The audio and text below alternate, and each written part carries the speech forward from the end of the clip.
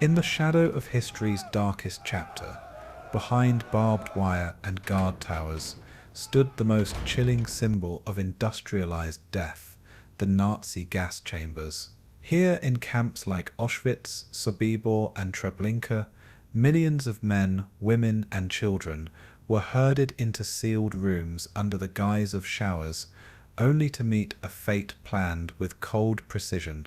Brick walls, hidden pipes and steel doors became silent witnesses to humanity's deepest cruelty, as Zyklon B pellets cascaded through vents and the cries of the innocent faded into silence.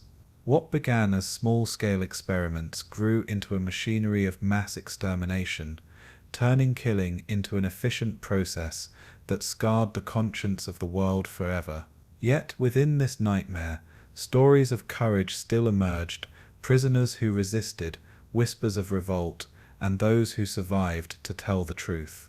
This is the entire story of the Nazi gas chambers, their origins, their construction, their unthinkable purpose, and the legacy they left in shaping our understanding of evil. So close your eyes, breathe deeply, and let this documentary carry you through every shadowed detail of this history as you drift into rest. And before we begin, share in the comments where you are tuning in from and what time it is there, because even in the silence of night, across countries and generations, we remember together and we keep history alive. The history of the Nazi gas chambers does not start with technical drawings or physical structures, nor with canisters of Zyklon B or muffled screams from behind steel doors. It starts with the subtle transformation of a nation's collective conscience. In the years after Germany's defeat in World War I, a profoundly damaged nation turned inward with resentment and outward with accusation. By the time the National Socialist German Workers' Party assumed power in 1933, a destructive seed had already been sown. Hitler's ascent was not solely political. It was also psychological. It was the charming of a tired populace with promises of purity, national rebirth, and strength. The concept of a national community, or Volksgemeinschaft, became a perilous myth where only those of supposed Aryan heritage belonged. Those who were excluded, Jews, the disabled, Roma, homosexuals, and political opponents, were ostracized first in spirit, then through legislation, and soon after, in a physical sense. In the initial years, this exclusion manifested as official policy. Laws were enacted to remove Jewish people from public service, to bar them from various professions, and to forbid them from marrying non-Jews. This was not yet extermination, but it was its precursor. The state promoted boycotts, organized public humiliations, and permitted the framework of hatred to become a part of daily existence. The 1935 Nuremberg laws revoked the citizenship of Jewish people and legally codified the myth of racial superiority. These laws represented a critical juncture, a formal separation between the German self and the Jewish other. Simultaneously, another concept was quietly developing, that of racial hygiene. Influenced by eugenics movements in the United States and other countries, the Nazis asserted that the German gene pool could be purified. The disabled, the mentally ill, and others deemed unfit were branded with the term Lebensunwertes Leben, or life unworthy of life. These words would one day be heard in the context of the gas chambers, but for now they were confined to medical records, private conversations, and government plans. The first measure was sterilization. In 1934, under the Law for the Prevention of Hereditarily Diseased Offspring, forced sterilizations were performed on thousands. But sterilization was deemed insufficient. Euthanasia soon followed. In the late 1930s, discreet preparations began for what would become known as Action T4, a program of methodical killing aimed at the disabled. The notion that the state possessed the right, and even the obligation to kill in the name of national health and progress gained traction. These killings were presented as acts of mercy. Doctors provided signatures, forms were processed, and behind closed doors, engineers and planners started to consider whether death could be made more efficient. The progression from persecution to extermination was not sudden. It advanced incrementally through policies, terminology, and administrative procedures. The killing did not begin in gas chambers but in hospitals. Children with disabilities were denied food. Adults were administered lethal injections of barbiturates. No bombs were dropped, no shots were fired. These were quiet deaths, concealed from public view, but they were practice runs, logistical, psychological, and moral rehearsals for what was to come. In 1939, when war erupted in Europe, the mechanism was already in motion. Nazi ideology had been translated into action. The framework for mass killing had been established. The dehumanization, the complicity of the medical profession, and the belief that entire groups of people could be eliminated for the supposed well-being of the nation were all in place. The world still viewed Germany as a military adversary, but within its own borders, the threat was already something more sinister, more subtle, and more personal.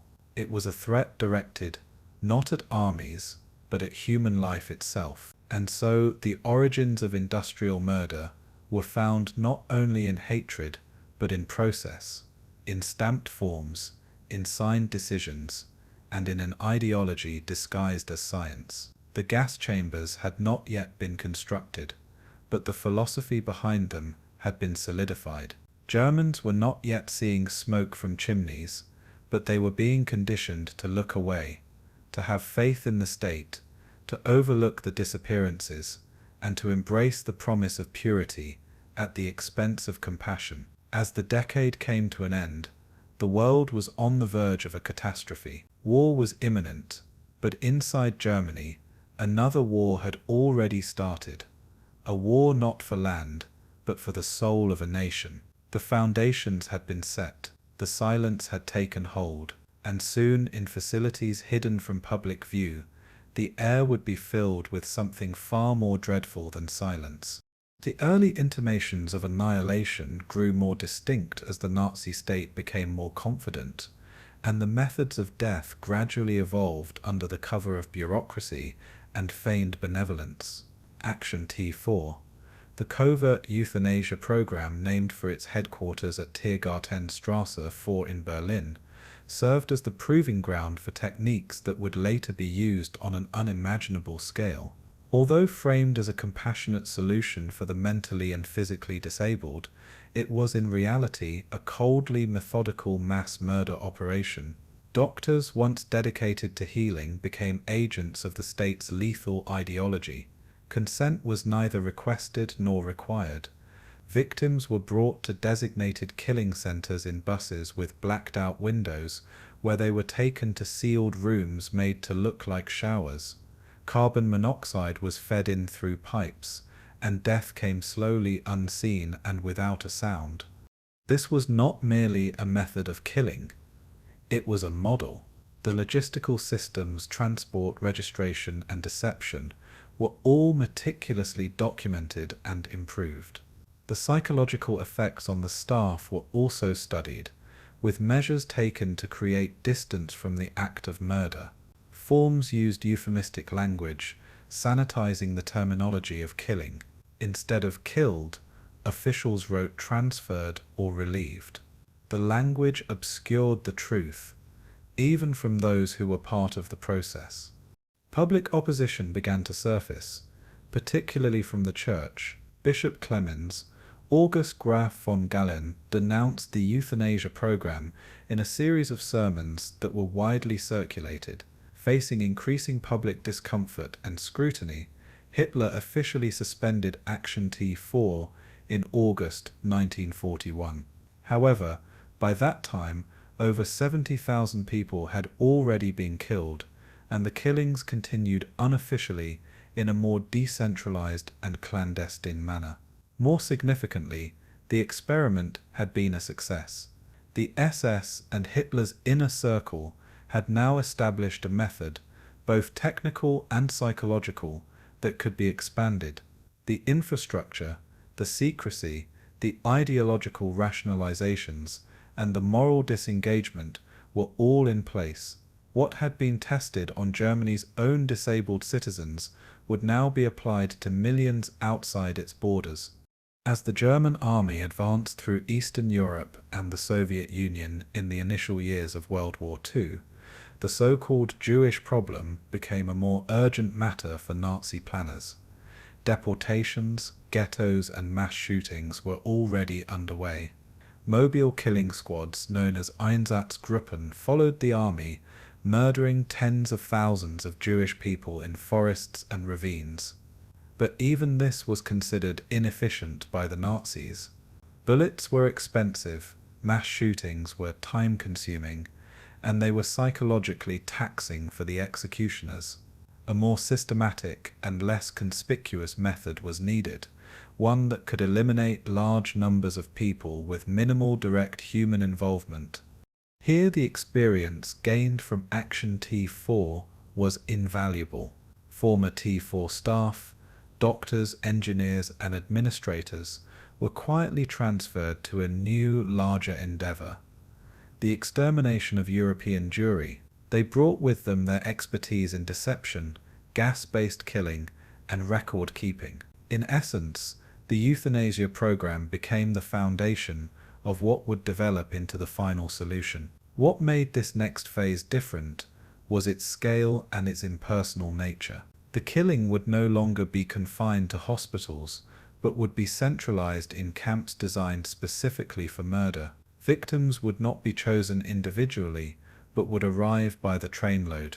Gas would no longer be used on a few dozen people at a time, but would be employed to kill hundreds simultaneously. This was not an act of madness. It was a chillingly rational calculation. And so, as the Nazis built camps in occupied Poland, as architects created blueprints for concrete chambers and crematoria, and as chemical companies agreed to supply Zyklon B, the gas chambers transitioned from an idea to a reality. They were the culmination of years of ideological dehumanization, administrative coldness, and the repurposing of technology. By the end of 1939, the darkness was all-encompassing.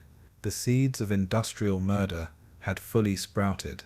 Every necessary component was in place: the rhetoric, the personnel, the pseudoscience, and the cover stories. From hospital rooms to gas chambers, from poison vials to steel doors, a nation had crossed a moral boundary. What was once inconceivable had now become operational. The gas chambers, initially just a concept and then a prototype, were ready to become the core of the genocide. A machine had been created, not from chaos, but from a deliberate design, a design intended to extinguish not just lives, but entire peoples. At the core of the Nazi extermination machine was not disorder or random cruelty, but careful planning, quiet, calculated, and disturbingly systematic. The history of the gas chambers truly starts with blueprints, not just architectural plans of walls and pipes, but the conceptual blueprints of a regime that aimed to make death normal, to make murder routine, to eliminate lives with the same bureaucratic efficiency used for census data or train timetables. Action T4. The clandestine euthanasia program that began in the late 1930s was the first deliberate effort by the Nazi regime to industrialize death. Its name was derived from a simple address: Tiergartenstrasse 4 in Berlin, the building that housed the office that coordinated the program. From this place of paperwork and pens, orders were signed, transport lists were created, and lives were ended. In many respects, it started with a letter. In 1939, a German father wrote directly to Adolf Hitler asking for permission to have his severely disabled infant son euthanized. Hitler consented and assigned the case to his personal physician, Karl Brandt. But this personal act was swiftly converted into a state policy, not through public declarations or legislative votes, but through secret directives. Hitler authorized the extension of this mercy killing to other patients. He never signed a formal law, he simply gave a confidential order, and with that the floodgates were opened. The program was aimed at children and adults who were considered unfit to live, those with schizophrenia, epilepsy, congenital deformities, and a variety of other conditions. Institutions throughout Germany and Austria were sent questionnaires asking doctors and nurses to provide details about their patients. The forms were deceptively straightforward, with no mention of killing. The completed forms were then reviewed by expert assessors who, without ever seeing a single patient, determined their fate by marking a red plus or a minus on the page. A red plus signified death. Patients chosen for extermination were transported to 6 main euthanasia centers: Brandenburg, Grafeneck, Hartheim, Sonnenstein, Bernburg, and Hadamar. These locations were selected for their seclusion and existing facilities. Many were former psychiatric hospitals. All of them would become sites of quiet horror. Victims were transported in grey buses with painted-over windows, further dehumanizing the experience. Upon arrival, they were told they would be bathed and examined. Instead, they were taken to gas chambers, small rooms designed to look like shower facilities. The doors were sealed, and carbon monoxide gas, produced by cylinders or engine exhaust, was introduced. Within minutes, they were dead. Doctors watched the process through peepholes, some even documenting how long it took for different individuals to die based on their physical condition. These observations were made not with horror, but with the dispassion of technicians testing equipment. Once the victims were pronounced dead, their bodies were cremated, and their families received falsified death certificates that cited natural causes like pneumonia or heart failure. Sometimes, ashes were sent to the grieving relatives along with letters of condolence. The deception was complete. The staff at these killing centers would later form the core of the Holocaust machinery. Men like Christian Wirth, Franz Stangl, and others gained first-hand experience in mass murder under the pretense of medical practice. Their methods, their logistics, and their ability to maintain secrecy would all be applied to the extermination camps later built in occupied Poland. Crucially, the architecture of killing was perfected during Action T4. Gas chambers were tested not just for their effectiveness, but also for their discretion. Cremation techniques were improved, and documentation procedures were streamlined. Most chillingly, a psychological distance was achieved. The killers no longer had to look their victims in the eye or pull a trigger. They simply had to turn a valve. And yet, as these secret killings continued, rumors started to circulate. Families noticed the suspicious timing of the deaths. Staff members burdened by guilt or suspicion confided in friends. The Catholic Church became increasingly outspoken in its opposition. Bishop Clemens August Graf von Galen, in a powerful sermon in 1941, openly accused the regime of murder. His words resonated with the public. Under this pressure, Hitler ordered a stop to Action T4 in August 1941, at least officially. In reality, the killings persisted in a more decentralized and covert manner.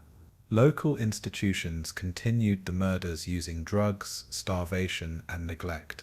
The practice never completely stopped, but something irreversible had already occurred. The system had learned how to kill. The T4 program was never meant to be public, and indeed, it was kept as secret as possible. But within the walls of those centers, away from the eyes of the world, the foundations of the final solution were being laid. The personnel, the methods, and the technologies were all now in place. The killing of those deemed unfit had become a routine, and the psychological groundwork had been laid. In the minds of those who planned and carried out the murders, death had become a clinical procedure, a matter of efficiency rather than morality. As the war expanded, and the machinery of the Nazi regime grew more self-assured, the quiet lessons of Action T4 were not forgotten. They were absorbed, refined, and prepared for a much larger application. By the time Hitler officially suspended the euthanasia program in August 1941, it had already taken over 70,000 lives. But those who had designed it did not simply disappear. They were not held accountable. They were reassigned to the East, to new locations, new projects, and a far larger group of intended victims. What had started with the disabled was about to be extended to an entire people. The transition was alarmingly smooth. Personnel from the euthanasia centers, including engineers, doctors, guards, and administrators, were moved to the newly established camps in occupied Poland. There they applied their skills with cold efficiency. Franz Stangl, who had served as the commandant at Hartheim, was reassigned to Sobibor and later Treblinka. Christian Wirth, the technical expert behind the design of the gas chambers at the T4 sites, became the first commandant of Belzec. Their experience, built on silent murder, had prepared them well for what was to come. Even the architecture of the new extermination centers showed the influence of T4. The gas chambers at Belzec, Sobibor, and Treblinka were constructed with input from T4 engineers. They too were disguised as showers. They too used carbon monoxide from engine exhaust. The techniques of deception, such as telling victims they were being taken for hygiene checks, were taken directly from the euthanasia program's playbook. The illusion had worked once and would be used again, but this time on an industrial scale. The continuation of the killing under different names also extended to German hospitals. Even after the official halt of T4, so-called wild euthanasia continued in clinics and institutions. Without central coordination, doctors kept killing those they deemed unworthy of life through overdoses, starvation, and neglect. The culture had shifted. Death as a state-sanctioned tool had become ingrained in the minds of ordinary professionals. It no longer needed a top-down directive. The line between participation and indifference became blurred, and silence itself became a form of complicity. Meanwhile, in Berlin, the records of the T4 program were quietly concealed or destroyed. Secrecy was paramount. Many Germans had their suspicions, and some knew the truth, but fear, wariness, or disbelief prevented most from taking action. The grey buses vanished from the streets. The smoke stopped rising from the crematoria within Germany's borders, but the project hadn't ended. It had simply evolved. In Poland, there were no bishops to protest, no public sermons to awaken the conscience. The killing could continue without any checks. The role of doctors and medical professionals in T4 was particularly nefarious. These were not sadists or madmen. Many were otherwise respected, even brilliant in their fields.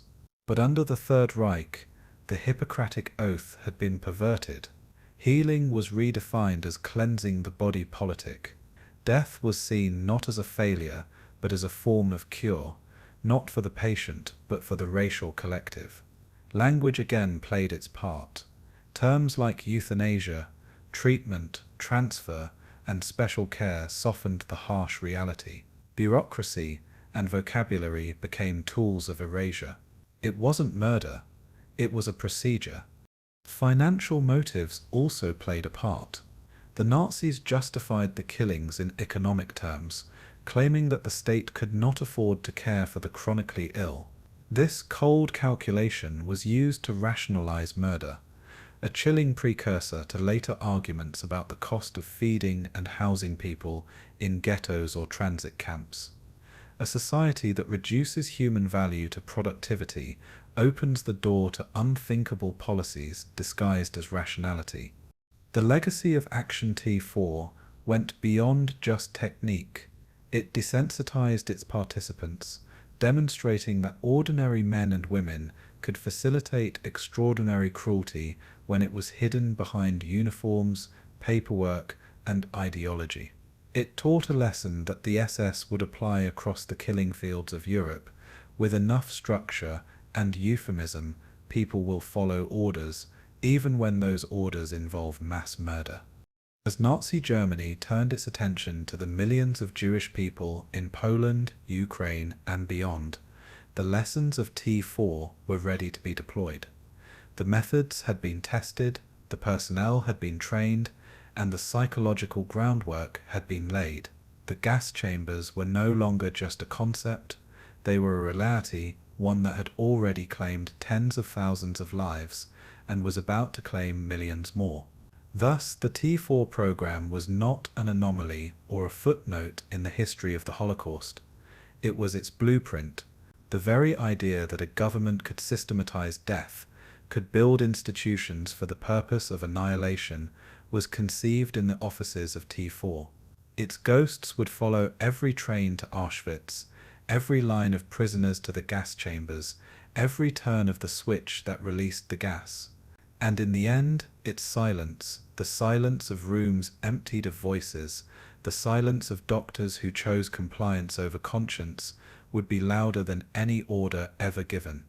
When the name Auschwitz is uttered today, it resonates with a unique gravity, a symbol of absolute terror, of methodical death, of industrial-scale genocide. But in its initial form, it was simply a place, a neglected Polish army base, near the town of Oświęcim, repurposed by Nazi planners as a holding facility. It did not start as the epicenter of the Holocaust. Yet, over time, it would grow to become the largest and most infamous killing complex the world has ever known. This change was not instantaneous. It occurred through careful planning, trial and error, and logistical genius applied to the most sinister of purposes. Auschwitz was not just a camp, it was a concept brought to deadly fruition, that murder could be streamlined, that bureaucracy could be fused with brutality, and that human beings could be treated as waste. The choice of Auschwitz as a central location was strategic. Its position, in the heart of Nazi-occupied Poland, was ideal, connected by rail to major cities, remote enough for secrecy, yet central enough for easy access. It had existing infrastructure, space for expansion, and an ample supply of forced labor nearby. In 1940, it was established as a concentration camp for Polish political prisoners. But as the final solution began to materialize in 1941 and 1942, its role was re-envisioned. Auschwitz became not just a camp, but a killing factory.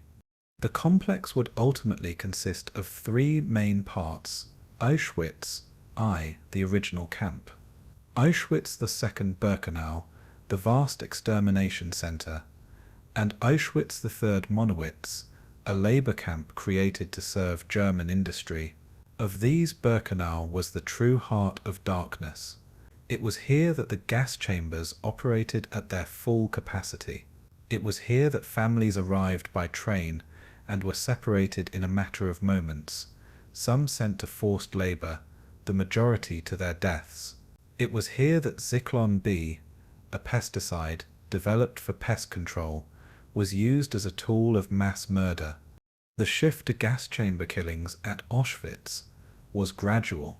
Initial experiments with gassing were conducted in the basement of Block 11 in Auschwitz, where Soviet POWs and sick prisoners were exposed to Zyklon B in sealed rooms.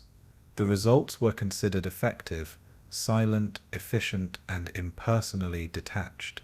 The SS decided this would be the method for large-scale extermination. Plans were drawn, buildings were modified, and crematoria were designed not to incinerate a few bodies, but hundreds per day. Birkenau's gas chambers and crematoria, known as Crematoria 2, U3, IV, and V, were built with horrifying precision.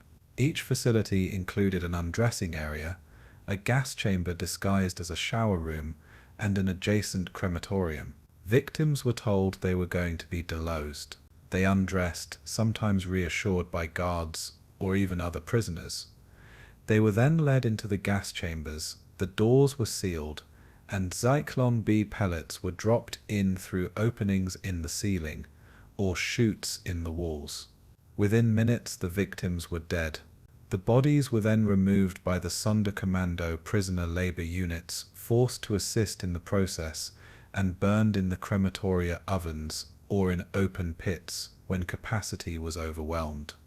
Everything at Auschwitz was calculated, from the angle of the walls to the scheduling of incoming transports.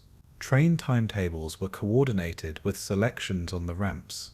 Chemical companies supplied Zyklon B, and German engineers optimized the output of the crematoria. There was no aspect of this machine that was not engineered for maximum efficiency. It was murder reduced to a problem of engineering. Yet, the horror was not just in the numbers, it was in the coldness. Auschwitz operated not in chaos, but with a sense of order. Each day had its routine. Prisoners lined up for roll call, factory bells rang, guards changed shifts, and trains arrived. The grotesque normalcy of daily life masked the extraordinary cruelty that was taking place within the barbed wire. The killing was continuous, but it was also methodical. Auschwitz was a factory that processed human lives into absence. Much of this system was managed by SS architect Karl Bischoff and engineer Walter de Jacco, who adapted civilian designs for the purpose of mass death. The blueprints for Birkenau's crematoria and gas chambers still exist. Technical drawings with measurements, ventilation systems, and lists of materials. On paper, they could be mistaken for an industrial project. But these documents were blueprints for annihilation, drawn by men who were fully aware that their designs were for killing. As the scope of the Holocaust expanded, Auschwitz became central to the Nazi plan. Jewish people from all over Europe, Hungary, France, the Netherlands, Greece, and beyond, were transported to its gates. Most would never leave. Between 1942 and 1944, the gas chambers operated at a relentless pace, sometimes gassing thousands in a single day. The crematoria ran day and night, and a constant plume of smoke rose over Birkenau, carrying with it the unthinkable. But Auschwitz was not just a killing site. It was also a place of forced labor, medical experiments, and psychological torture. Prisoners were used for pharmaceutical trials, sterilization experiments, and surgical procedures without anesthesia. Children, twins, and dwarfs became the subjects of Mengele's grotesque curiosity. Starvation and disease were rampant, and hope was a dwindling resource. And yet the prisoners endured, in whispers, in moments of solidarity, in stolen scraps of bread shared with the weak. Humanity persisted. Some kept diaries, others memorized the names of the dead to recite them one day. A few escaped, even fewer survived, but each act of remembrance was a defiance of a place built to erase memory itself. In the shadow of the chimneys, and beneath the hum of the electrified fences, Auschwitz operated as a place where the value of a human life was reduced to its utility, where survival might depend not on strength, but on sheer chance. The architecture of annihilation at Auschwitz was not merely physical, it was also psychological and spiritual. The very design of the camp was intended to break the human spirit, to reduce a person to a number, a task, a burden, or a target. Even the selection ramp, that short stretch of ground between the train tracks and the barracks, was an instrument of fate. With a casual wave of the hand, SS doctors decided who would live a little longer and who would be led directly to their death. That gesture, so quick and unceremonious, determined the fate of tens of thousands of lives within seconds of their arrival.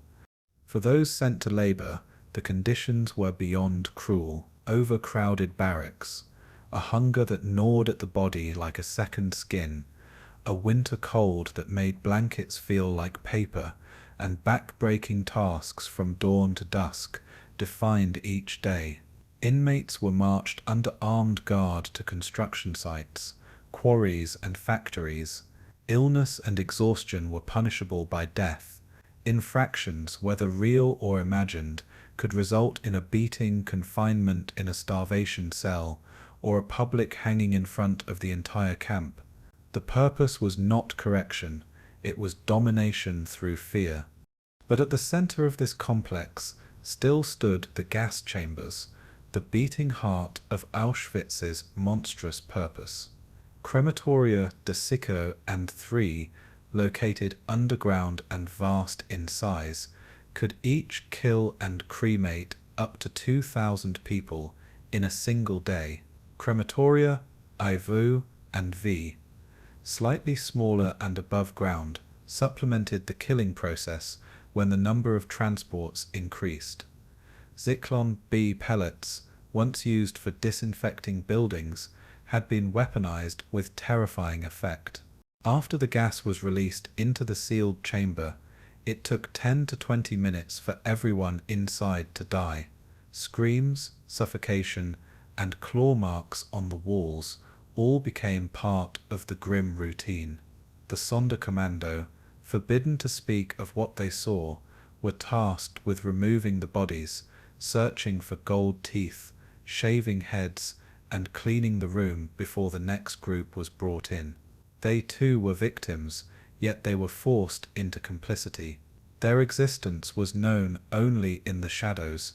Periodically, they were executed and replaced, their testimonies buried with them.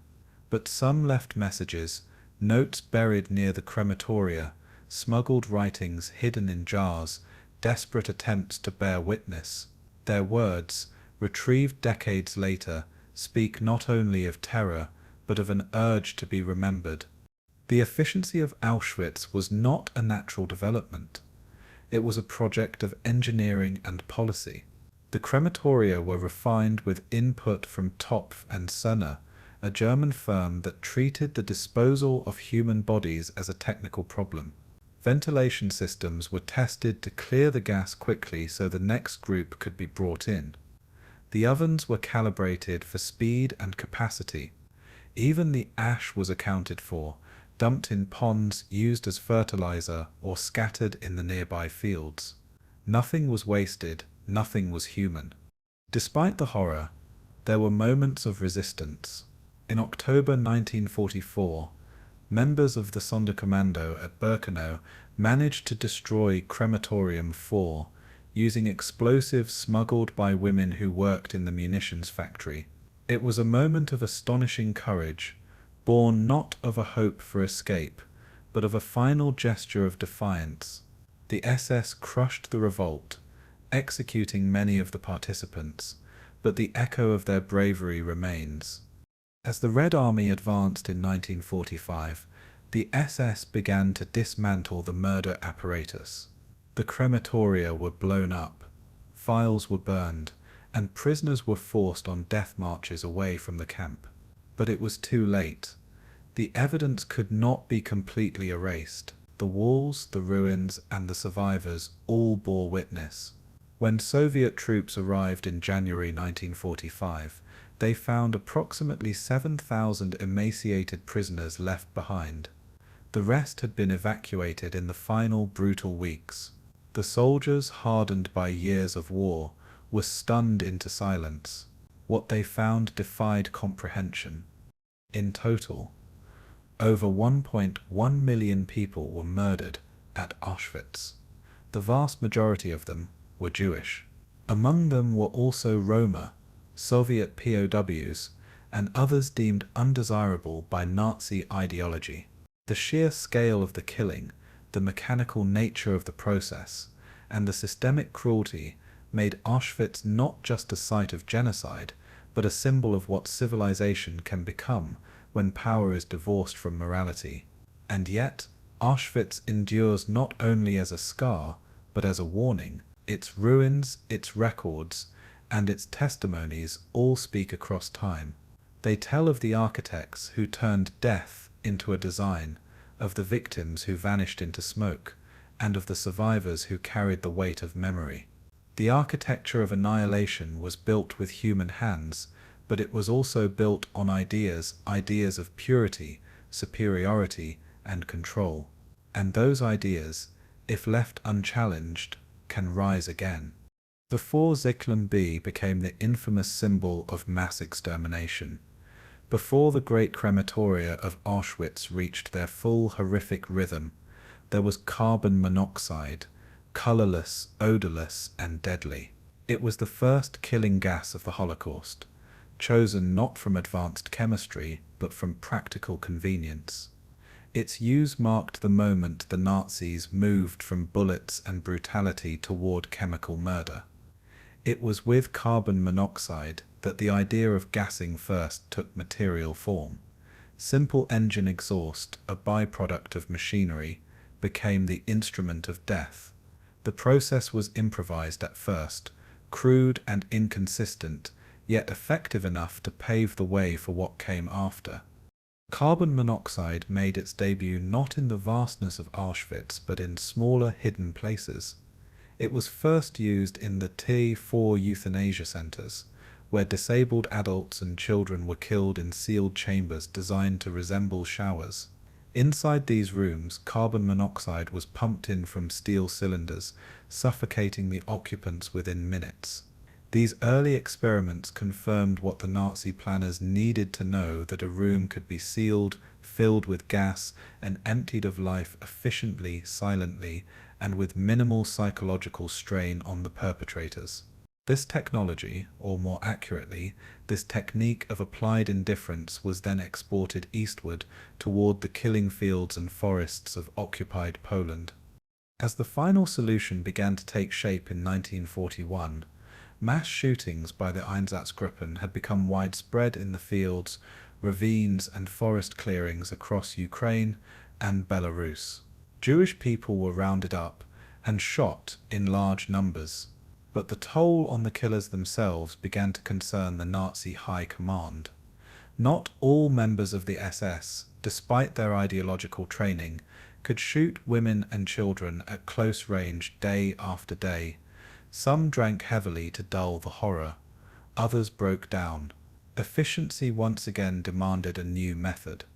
The answer was mobile gas vans, ordinary-looking vehicles transformed into killing machines. These vans, operated mainly by Einsatzgruppen and order police units, were retrofitted with sealed cargo compartments. Victims were loaded into the back and told they were being transported to a worksite or resettlement area. Once the doors were closed, the van's engine was turned on, and a hose redirected the exhaust fumes back into the compartment. Carbon monoxide filled the space, killing those inside during the drive. When the van arrived at its destination, the victims were dead, their bodies were removed and buried in mass graves, and the vehicle returned for the next group. These gas vans were first used in the occupied territories and later in concentration camps such as Chelmno, the first site explicitly established for mass extermination using gas. Located in western Poland, Chelmno began operations in December 1941. Here the process was chillingly straightforward. Jewish people from the surrounding ghettos were told they were being relocated. After arrival, they were stripped of their belongings and led into what appeared to be transport trucks. Once sealed inside, the gas from the truck's exhaust was funneled into the cargo hold. Within 10 to 15 minutes, the victims were dead. The vans then drove to forest clearing sites, where the corpses were dumped into mass graves. Carbon monoxide had proven itself. It was not high-tech, it was not elegant, but it was deadly, and it was scalable. In Chelmno alone, more than 150,000 people were killed using this method. Among the dead were not only Jewish people, but also Roma, Soviet prisoners of war, and Polish civilians. The victims died without warning, without last words, surrounded by the darkness and panic of a metal box. The process was refined over time. Vans were redesigned to improve their airtightness and to conceal the noise. Drivers were trained not in combat, but in silence. The corpses were often examined afterward to ensure that no one had survived the gassing. Documents from the Reich Security Main Office show discussions about technical improvements, as if the vans were delivery trucks or factory tools rather than instruments of murder. What made carbon monoxide so appealing to the Nazi leadership was the psychological distance it provided. Shooting required a soldier to face his victim. Gassing allowed the killer to step away, to flip a switch or turn a key and let chemistry take over. It gave the illusion of detachment, a necessary fiction in a regime that wished to kill without conscience. But even carbon monoxide had its limits. The vans were small. They could only process a few dozen people at a time. The gas was slow and inconsistent. Victims sometimes survived the initial exposure, requiring additional measures, and the scenes that greeted the Sonderkommando or gravediggers, twisted bodies, bleeding noses, signs of struggle, made it clear that even this method was not as clean as its designers had hoped. It was not long before carbon monoxide gave way to something more potent, not from the realm of weaponry, but from the world of pest control. Zyklon B, a cyanide-based pesticide, would soon take center stage. But carbon monoxide left its legacy. It had shown the way. It had proven that murder could be mechanized, that killing could be automated, and in doing so it had shifted the Holocaust from a chaotic atrocity to an industrial genocide. The evolution of carbon monoxide as a weapon of mass death speaks volumes about the way killing became mechanized in Nazi ideology, not merely as an act of hatred, but as a logistical challenge to be solved. Behind the smoky woods of Chelmno and the rattling wheels of the gas vans lay not the emotional chaos of war, but the deliberate attempt to erase people quietly, efficiently, and with as little human confrontation as possible. Carbon monoxide, in this context, was more than a gas. It was a tool that allowed murder to become routine. At Chelmno, the killings continued day after day, and the system, while crude, began to run with chilling predictability. The vans made multiple trips each day. The local population, at first unaware, began to notice the smell from the forests. Trees were cleared, pits were dug, and the countryside became a graveyard. And still, the transports came.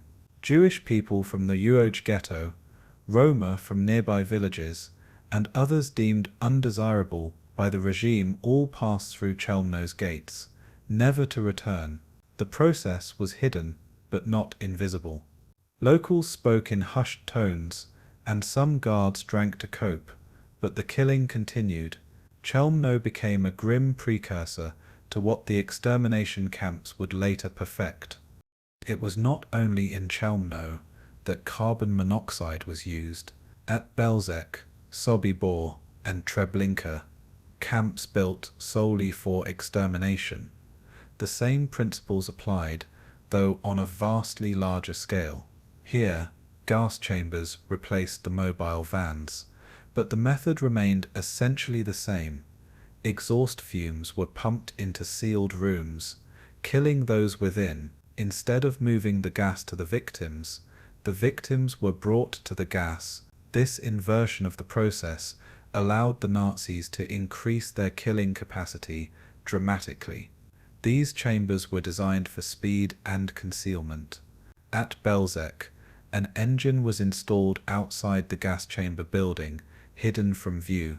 When a group of victims had been herded inside, the engine was started and its exhaust was piped into the sealed room. Within 15 to 20 minutes, silence fell. The doors were opened and the corpses, often covered in excrement and blood, evidence of the suffering endured in those final minutes, were removed by work teams. These prisoners, themselves living under the constant threat of death, cleaned the chambers and prepared them for the next group. The process could be repeated dozens of times per day. The effectiveness of carbon monoxide as a killing tool depended on a careful orchestration of multiple elements: transport logistics, chamber construction, engine maintenance, and the psychological conditioning of the perpetrators. Camp personnel were trained not just in how to operate the engines, but in how to maintain order among the victims. Deception was central. Victims were told they were being taken to bathhouses. They were given soap, and sometimes even issued towels. This illusion of normalcy extended the moment of disbelief, allowing the SS to avoid panic and resistance until the very last instant. The presence of carbon monoxide in this story also reflects the banality of the tools used in the genocide. There was no exotic gas, no secret weapon. It was the same gas that killed people accidentally in garages or from malfunctioning furnaces. But when redirected by intent, when delivered with planning and calculation, it became an instrument of industrial death. The simplicity of it is part of its horror. While Zyklon B would soon dominate the extermination process, the lessons learned through carbon monoxide remained. The core principles: centralized killing, concealment, logistical flow, and the use of gas to spare the killers the trauma of direct murder were carried forward. In many ways, carbon monoxide was the prototype. Zyklon B was simply the upgrade. It's also important to remember the psychological impact on those involved. Though shielded from the physical act of killing, many of the drivers, guards, and technicians still carried the burden of their participation. Some wrote letters home trying to justify their roles. Others drank excessively or requested transfers. There were even a few who tried quietly and unsuccessfully to resist. But the system was stronger than the individual. Those who hesitated were replaced. The orders were followed, and the process moved forward. The use of carbon monoxide also highlighted a disturbing truth that with enough distance, killing becomes easier. A van driver need not see the victims' faces, a mechanic need not hear their cries, and a commander need not dirty his hands. The gas did the work, and the system ensured the results. And in that gap between act and effect, between order and outcome, 1,000 moral boundaries were quietly erased. By the time carbon monoxide gave way to Zyklon B, the system was already in place. The transportation networks, the architectural designs, and the language of deception had all been built and tested. Zyklon B simply made the process faster, more efficient, and even more impersonal. But it was carbon monoxide that first taught the Nazis how to kill on command, not as soldiers but as functionaries. And so in quiet woods and on rural roads, in black vans and sealed chambers, carbon monoxide left its invisible mark. It was the breath of death in the earliest gas chambers. It was the silent teacher of genocide. And though its use faded with time, its role in the creation of the Holocaust killing machine remains undeniable, the first step toward a darkness more vast than even its creators could have imagined. In the unfolding narrative of the Holocaust, no substance is more closely associated with the mechanics of mass murder than Zyklon B, a granular pesticide developed in the early 1920s. Zyklon B was never designed for human extermination. Its original purpose was to disinfect buildings, kill insects, and protect agricultural stores from infestation. Yet, under the Nazi regime, this compound, innocuous in appearance, deadly in effect, became the core chemical of industrial genocide.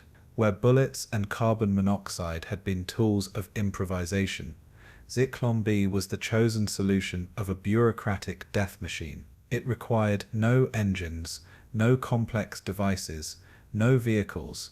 It only required a sealed room, pellets dropped from a height, and time. And in those minutes of silent panic, a gas once meant to kill lice became the instrument of mass annihilation. The story of Zyklon B's transformation begins not in secret laboratories, but in the realm of commercial industry.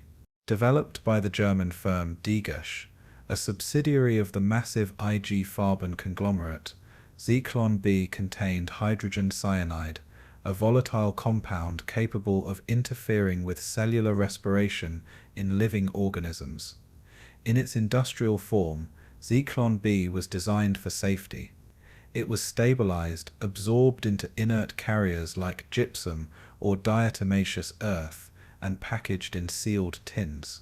When the pellets were exposed to air, especially in warm and humid environments, they released cyanide gas, a toxin that suffocated its victims by halting the ability of their cells to absorb oxygen. Death could come within minutes. Before its adoption for killing humans, Zyklon B was used widely across Germany and the occupied territories for delousing buildings and clothing. It was considered a hygienic product, a modern invention aligned with Nazi obsessions about purity, cleanliness, and disease prevention. That this very product would soon be used to kill those whom the Nazis labeled as the disease itself. Jews, Roma, and others represents one of the most chilling ironies of the Holocaust. Hygiene and genocide were quietly, insidiously linked.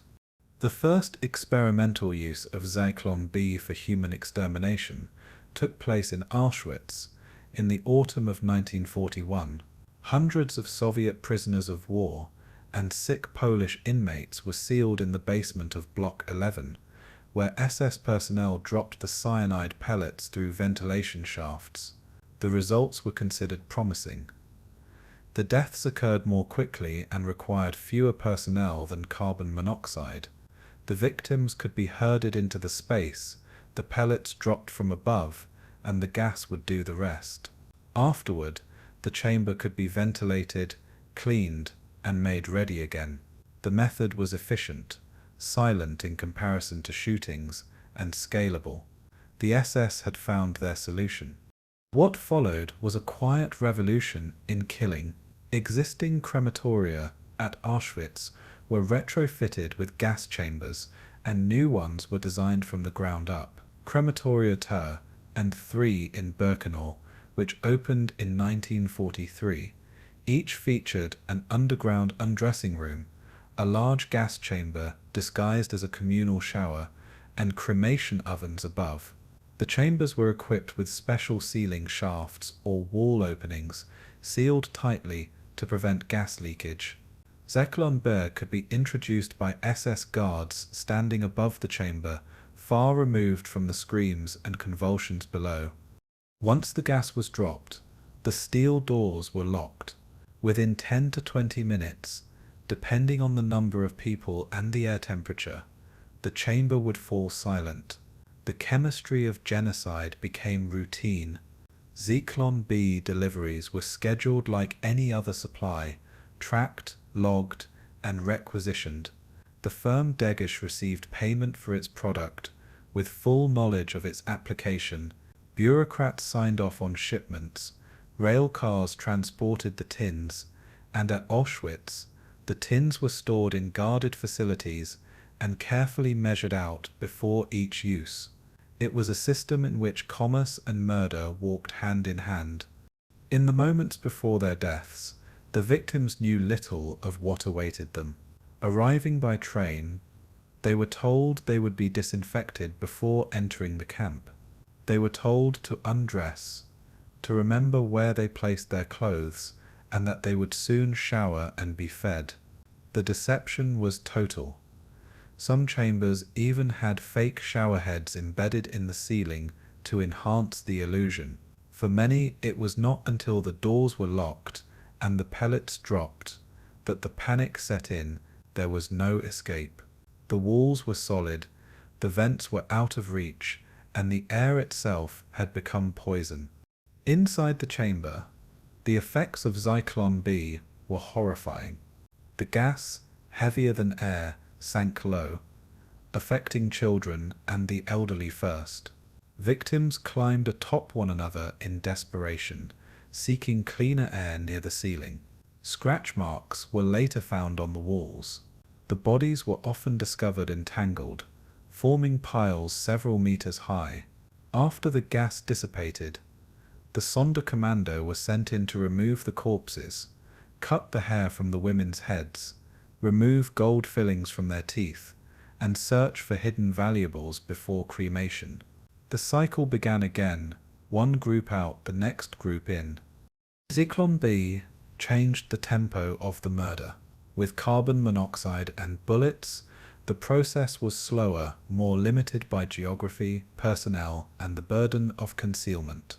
With Zyklon B, Auschwitz-Birkenau became a place where thousands could be killed each day, with few SS involved directly in the act. The system was now complete. Arrival, selection, deception, gassing, cremation, and disposal. Every phase was planned, every task assigned, and every minute accounted for. And yet Zyklon B was never just a gas. It was a philosophy, a manifestation of the Nazi belief that killing could be organized like a factory, that people could be transformed into units to be processed, eliminated, and erased. It was the symbol of a state that viewed its victims not as human beings but as biological threats to be cleansed. It was chemistry turned into ideology. The second half of the story of Zyklon B is not just about how it was used. It is about how it was accepted, integrated, and made invisible within a system that thrived on silence and obedience. The power of Zyklon B lay not only in its toxic potency, but in its ability to conceal responsibility. A guard did not have to shoot, a commander did not have to look, and a chemist did not have to watch. The gas took care of everything. And when the doors opened again, the result was death, efficient, silent, and repeatable. The tins themselves bore no ominous markings. They were commercial products, labeled with factory codes and safety warnings. Delivered by train, they were stacked and logged like any other camp supply. Invoices were issued, payments were processed, and warehouses stored them behind locked doors, their contents known only to those who needed to know. For many involved in the chain, from the factory to the rail operator to the SS quartermaster, it was just another job. The banality of the genocide depended on this disconnection, with each person playing a small specialized part in a machine so large and faceless that no one person felt responsible for its total function. Those few who did understand what Zyklon B meant, the chemists, the camp commandants, the suppliers, sometimes justified their actions through warped logic. They claimed it was a necessity, a response to war, a hygienic measure, or a defense against an imagined racial enemy. Others, like Rudolf Höss, the commandant of Auschwitz, would later describe the gas as a practical solution to an unpleasant task. In his post-war testimony, Höss admitted that gassing with Zyklon B was more efficient than shooting and easier for the SS. The dehumanization of the victims was so total that the method of death was chosen for the comfort of the killers. Within the camps, the presence of Zyklon B was a poorly kept secret. Prisoners who worked in the Sonderkommando knew its smell, a bitter, almond-like scent that lingered in the air. They saw the blue-tinned corpses, the stiff limbs, the last expressions frozen in agony. They knew what the tins looked like. They even watched as the empty canisters were collected, cleaned, and prepared for reuse. The gas was everywhere and nowhere. It did not shout. It whispered, a silent agent of extermination in a world built to forget. The manufacturers too played their part. Degerche and Stabenow and other companies continued to supply Zyklon B throughout the war, even as its use for mass murder became undeniable. Some company officials, when tried after the war, claimed ignorance. Others admitted to knowing. A few were convicted, but many escaped justice. The industrial roots of the genocide proved difficult to sever. The paper trails were thin, and accountability was diffused. The chemical, simple in its composition, left a complex legacy. As the war turned against Germany in 1944 and 1945, the use of Zyklon B slowed. The Red Army advanced. The gas chambers at Auschwitz were dismantled, and the crematoria were destroyed in hasty efforts to conceal the scale of the crimes. Tins of Zyklon B were burned, buried, or abandoned, but not all traces disappeared. Allied forces found containers in warehouses, and survivors spoke of its smell, its containers, its cold efficiency. In the post-war tribunals, Zyklon B became a key piece of evidence, not just a chemical but a symbol of the methodical scientific face of Nazi murder. For the victims, Zyklon B was their final breath. It ended the lives of musicians, poets, children, farmers, mothers, scholars, and lovers, people whose only crime was to be born into a category deemed unworthy. It did not distinguish between young and old, strong and weak, guilty and innocent. It was indiscriminate. Its effectiveness came from its lack of judgment. That was its power and its horror. Today, tins of Zyklon B rest in museum displays. Behind glass, they appear unremarkable. Small metal canisters with faded labels and rusted rims. But they carry with them the weight of 1,000,000 silences. They speak to the terrifying ease with which knowledge can be perverted, science can be weaponized, and death can be normalized. In those quiet containers lies the memory of countless souls, extinguished not with screams, but with gas, in rooms where nothing now remains but dust, memory, and the echo of loss. Among the many layers of horror that defined the gas chambers, perhaps none were more haunting than the fate of those forced to serve within them, the Sonderkommando. These were prisoners, mostly Jewish men, selected upon arrival, not for death but for labor. Their task was not to build roads or carry stones, but to assist in the very engine of extermination. They did not light the fires of the genocide, but they were trapped within its blaze, caught between survival and a living nightmare. The Sonderkommando lived closer to death than any others in the camps. They did not merely witness the machinery of murder, they became part of it involuntarily, intimately, and irreversibly. Their role was both logistical and brutal. They had to guide new arrivals into the gas chambers under the pretense of delousing, to calm the terrified with practiced deception, to collect the discarded belongings after the doors were closed, and, once silence fell, to enter the chamber and face what remained. They untangled bodies that had collapsed in agony. They pulled gold teeth from the mouths of the dead. They shaved the hair from the corpses, removed hidden jewelry, and prepared the bodies for cremation. It was not labor, it was trauma, enacted daily, layered in soot and grief. The psychological burden was unfathomable. These men were not collaborators. They were not spared out of favor or ideology. They were forced to perform the work that no SS guard could bear to do. If they refused, they were executed. If they faltered, they were replaced. Their life expectancy was short. Every few months, most Sonderkommando units were murdered in secret and replaced by new arrivals, their knowledge buried with their bodies, their testimonies silenced before they could speak. The system was designed to consume not only its victims, but also its unwilling functionaries. And yet, despite their position, the Sonderkommando resisted, not only through open revolt, but through acts of memory and humanity. In Auschwitz, some wrote detailed notes documenting what they saw and buried them in metal containers beneath the crematoria. They described the number of transports, the process of gassing, the method of corpse disposal, and their own despair. These writings were meant not for themselves, but for the future, for anyone who might one day read them and know the truth. One survivor, Philip Müller, later wrote of the first time he entered a gas chamber after the victims had been killed.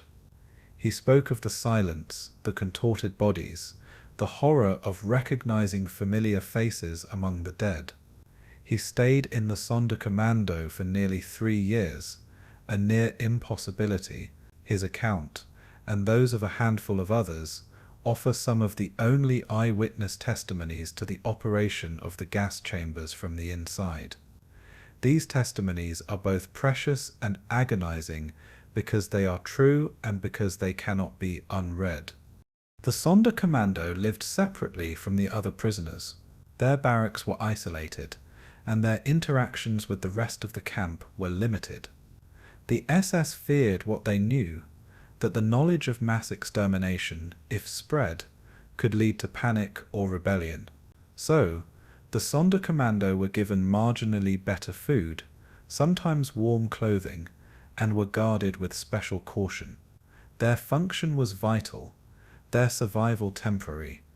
Within these isolated blocks, a fragile sense of community formed. The men shared what little they had and supported each other through their despair. Some sang songs of mourning, others wrote poems. There were moments of small celebration, birthdays remembered, prayers whispered, names spoken aloud. These fragments of humanity, though fleeting, were acts of rebellion against a world designed to erase identity. They proved that even in the heart of mechanized death, the human spirit, though battered, could still flicker. But there was also the knowledge that their time was short. Most Sonderkommando units were executed after a few months to prevent them from telling what they had seen. In 1944, as news of the advancing Soviet army spread, the Sonderkommando at Auschwitz-Birkenau made a desperate decision. They would revolt. Using gunpowder smuggled by female prisoners who worked in the munitions plant, brave resistance workers who risked their lives to pass the materials, a group of Sonderkommando blew up part of Crematorium 4. In the chaos, some guards were killed, and a few prisoners escaped the compound, though most were captured and executed. The rebellion was swiftly crushed, but it sent shockwaves through the camp. For a moment the machinery faltered. This act of defiance, however brief, was not born of a hope for freedom. It was born of a need to be heard, to leave a mark, to make sure the world would know what had happened behind the sealed doors of the gas chambers. The Sonderkommando, more than any others, carried the burden of memory, not only for themselves but for the millions who passed through those rooms and left nothing behind. Within the confines of their cruel assignment, the Sonderkommando bore a dual identity: prisoners and witnesses, victims and reluctant participants. Each day brought them closer to the edge of psychological collapse. Yet each day they carried out the tasks forced upon them, knowing that refusal meant instant execution, and that survival meant facing the gas chambers again and again, not as victims but as caretakers of the dead. Theirs was a life measured in weeks, often days, and yet within that narrow corridor of existence, some found ways to record, remember, and resist.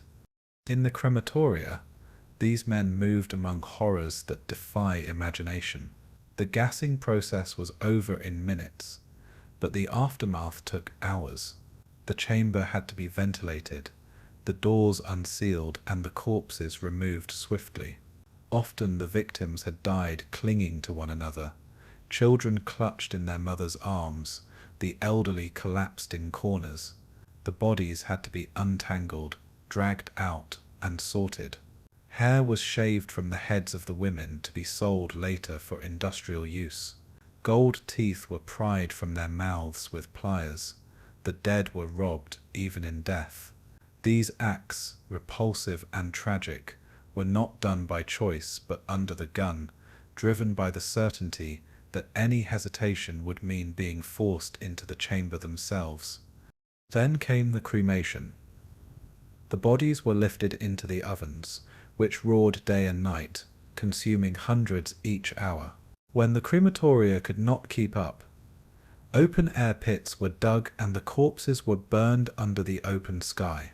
The smoke from these fires blackened the air over Auschwitz-Birkenau, the stench of burning flesh hanging over the camp like a veil. The Sonderkommando stood at the center of this, breathing it, carrying it on their clothes, in their hair, and within the deep silence of their eyes. They were not perpetrators, yet they could not escape the machinery of murder. They were bound to it, tragically and involuntarily, by the logic of survival. Among them, efforts to document the truth intensified. One group buried handwritten notes in the soil near the crematoria, messages addressed to the future. In these fragments they described the method of gassing, the daily number of dead, the structure of the crematoria, and the arrival of the transports. One note, dated 1944, ends with a plea, "May the world read what was written with the blood of our hearts." These buried messages were not found until after the war, some decades later, but they endure now as haunting memorials, the words of men who died unnamed but not unheard. Occasionally, fleeting glimpses of humanity broke through. A Sonderkommando prisoner might recognize someone from his hometown among the victims. A father might see his wife and children arrive, unable to reach them before they were taken into the chamber. There were moments when men stood frozen, staring into the faces of the condemned, paralyzed by grief. The SS were aware of this risk. Surveillance was constant, and any sign of emotional collapse could mean death. And so the Sonderkommando learned to hide their pain, to mask it with a numb routine. But inside, many of them broke 1,000 times. There were rumors among the wider camp population about the Sonderkommando. Some prisoners believed they were collaborators, others thought they had privileges. But for those who truly understood their plight, there was only sympathy. The Sonderkommando were chosen for a job that no one could refuse, and no one could forget. Their role was not one of will, but of circumstance. Victims caught within the engine of a system that devoured not only life, but also dignity. After the war, only a few Sonderkommando survived. Their testimonies, collected decades later, are among the most harrowing accounts in Holocaust history. They described not only what happened in the gas chambers, but what it did to the soul. Some survivors could not speak of it for years. Others wrote their memories in secret, fearing disbelief or judgment. But when they did speak, their voices became windows into a world that most would never see. A world where death was not only visible but tangible, constant and consuming. One of the most powerful voices belonged to Chelmno Venezia, who later recounted how he survived the inferno of Crematorium II in Birkenau. His words were calm, deliberate and unflinching. He explained the logistics, the smells, the sounds, the unbearable silence that followed each gassing. He described not only the horror but the numbness that followed, the mind's defense against an unbearable truth. His testimony, like those of his fellow survivors, did not seek forgiveness. It sought understanding, recognition, and the truth. In remembering the Sonderkommando, we confront the darkest corners of the Holocaust, not only in the cruelty of the gas chambers, but in the unbearable moral injury inflicted upon those forced to serve within them. Their suffering did not end with liberation. For those who lived, memory itself became a prison. Yet through their voices, the silence of the gas chambers is broken. Through their words, the machinery of genocide is revealed, not as a myth, but as a lived reality. They were prisoners, they were laborers, they were witnesses, and today they are the fragile threads that tie the present to the unbearable past. In their suffering, we see not only the depths of Nazi evil, but also the human capacity to endure the unendurable and to speak, somehow, of what should never have been. As the gas chambers worked relentlessly, turning lives into silence behind sealed steel doors, the Nazis faced a dilemma that was both logistical and philosophical. What does one do with the bodies? How does a regime that kills thousands each day dispose of those remains without revealing the magnitude of its crime? In the wake of mass extermination came mass concealment. Cremation was not only a means of body disposal, it became an essential pillar of the final solution.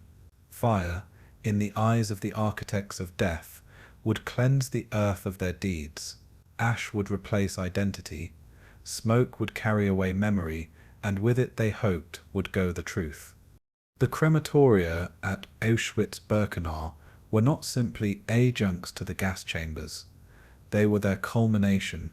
Built with chilling precision, these buildings housed ovens designed not for a morgue but for a factory. Each unit, crematoria 2, Thur, IV, and V, was capable of burning hundreds of corpses per day. Their blueprints came from Topf and Cerne, a German engineering firm that treated the problem of mass cremation as a technical challenge. How many ovens were needed to keep pace with the killings? How could fuel be conserved?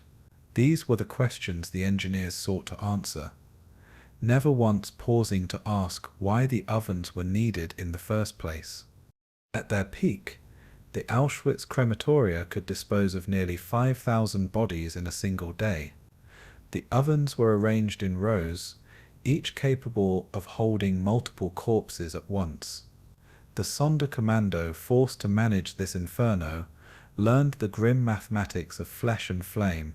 Women and children, with more body fat, burned faster. Men took longer. Too many bodies at once could clog the grates. The heat had to be monitored, and the ash had to be cleared between cycles. The dead were no longer treated as humans but as a logistical substance, measured, timed, and consumed. When the crematoria were overwhelmed or fuel supplies ran low, open-air pits were dug in nearby fields. Trenches dozens of meters long were filled with corpses and set alight using wood, gasoline, and human fat, a grisly byproduct used to stoke the fires once the process had begun. These open burnings sent thick black smoke into the sky, covering the camp in a haze that settled on clothing, skin, and memory. Prisoners working nearby could smell the death, even if they could not see its source. At Sobibor and Belzec, extermination camps built without formal crematoria, disposal began with mass graves. Thousands of corpses were dumped into large pits, layer upon layer, but as time passed, these graves presented a problem. Decomposition caused swelling, leakage, and an unbearable stench. German authorities, concerned about hygiene and secrecy, ordered the exhumation of tens of thousands of bodies. Prisoners were forced to dig up the bloated corpses, transport them to large pyres made of railway tracks and firewood, and burn them in the open. These gruesome efforts, known as Aktion 1005, were not just about cleanliness, they were about obliteration. The Reich had decided that the evidence must disappear. Under the command of SS officer Paul Blobel, Aktion 1005 became a massive operation to erase the physical traces of the genocide across the East. At every major mass killing site, from the forests of Ukraine to the fields of Poland, teams of Jewish prisoners, often referred to as Leichen Kommando corpse units, were forced to exhume the mass graves and destroy the remains. Their work was conducted under constant surveillance, and when the task was done, they too were executed, silencing the last witnesses. Even in Auschwitz, where the killing and cremation were tightly organized, Concealment remained a constant concern. The ash from the ovens was not merely discarded. It was scattered in rivers, dumped into ponds and mixed with the soil. In some places it was used to fertilize fields. Bones that did not burn completely were ground into powder by machines. The goal was total erasure. The final insult was not death, it was anonymity. But the evidence could not be fully hidden. Despite efforts to destroy records and raze structures, traces remained. Blueprints of the crematoria, complete with specifications and signatures, were recovered after the war. Aerial reconnaissance photographs taken by Allied forces in 1944 showed the outlines of the gas chambers and the open-air burning pits. Eyewitnesses from local villages described the strange smell in the air, the glow on the horizon, the trainloads that arrived and never left. And there were the ashes, so many ashes. At Majdanek, a camp not fully destroyed before its liberation, Allied forces discovered mounds of human ash, bones and partially burned corpses. In Auschwitz, ponds once used to dump cremation residue still hold traces of calcium and phosphates, chemical signatures of mass death. The ground itself, infused with what remained of those who passed through, became a silent archive. In the stillness of post-war Europe, long after the fires had died and the chimneys had crumbled, the ash of millions remained, not only in the soil of the camps, but in the conscience of humanity. The Nazis had worked tirelessly to erase their crimes, through fire, through pits, through silence. But the earth remembered, the ponds remembered, and the sky, which had once been darkened with smoke, bore witness. And though they had burned the bodies, they could not burn every document, every photograph, every memory spoken in whispers by the few who survived.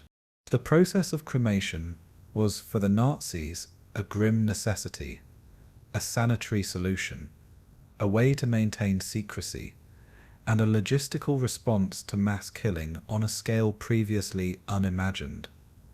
But it was more than that. It was an act of domination taken to its final form, not only to kill a person, but to leave behind no trace that they had ever existed.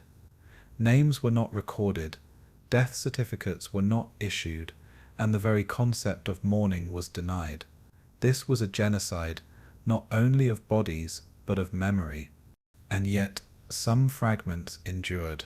Amid the frantic efforts of Auschwitz 1005, a few prisoners managed to leave testimony behind. In Sobibor, where cremation pits operated around the clock, members of the camp's resistance kept mental notes, details they would later recall after their escape. At Treblinka, a man named Chelmno survived by hiding in the woods after a revolt. Years later, he wrote of the unbearable labor of digging up decomposing corpses and burning them, of the constant nausea of the SS guards who joked while watching the flames. His words, quiet and steady, remain one of the few records of the concealment operations. At Auschwitz, the Sonderkommando preserved messages in the margins of their survival. Some buried notes near the crematoria, others scratched information into the walls or passed whispers through trusted prisoners. These were not grand gestures. They were acts of desperation, made in the hope that even if the SS killed them, someone might find what they had left behind. Today, those few pages, retrieved decades later, stand as solemn relics, voices speaking from the center of the inferno, telling the world what the flames could not destroy. And still, the Nazis tried. In late 1944, with the Red Army approaching, Heinrich Himmler ordered the dismantling of the gas chambers and crematoria at Auschwitz-Birkenau. Crematorium 4 had already been damaged in the Sonderkommando revolt. Now, Crematoria 2 and 3 were blown up, and Crematorium 4 was dismantled. The buildings were reduced to rubble, records were burned, and transports were halted. The killing did not end completely, but the industrial pace slowed. It was no longer about extermination. It was about concealment, about hiding the scale of what had been done before the liberators arrived. But history cannot be so easily erased. When Soviet forces liberated Auschwitz in January 1945, they found the ruins of the crematoria, piles of ash, and human remains still smouldering in the fire pits. At Majdanek, liberated earlier and less damaged, the cremation ovens stood intact.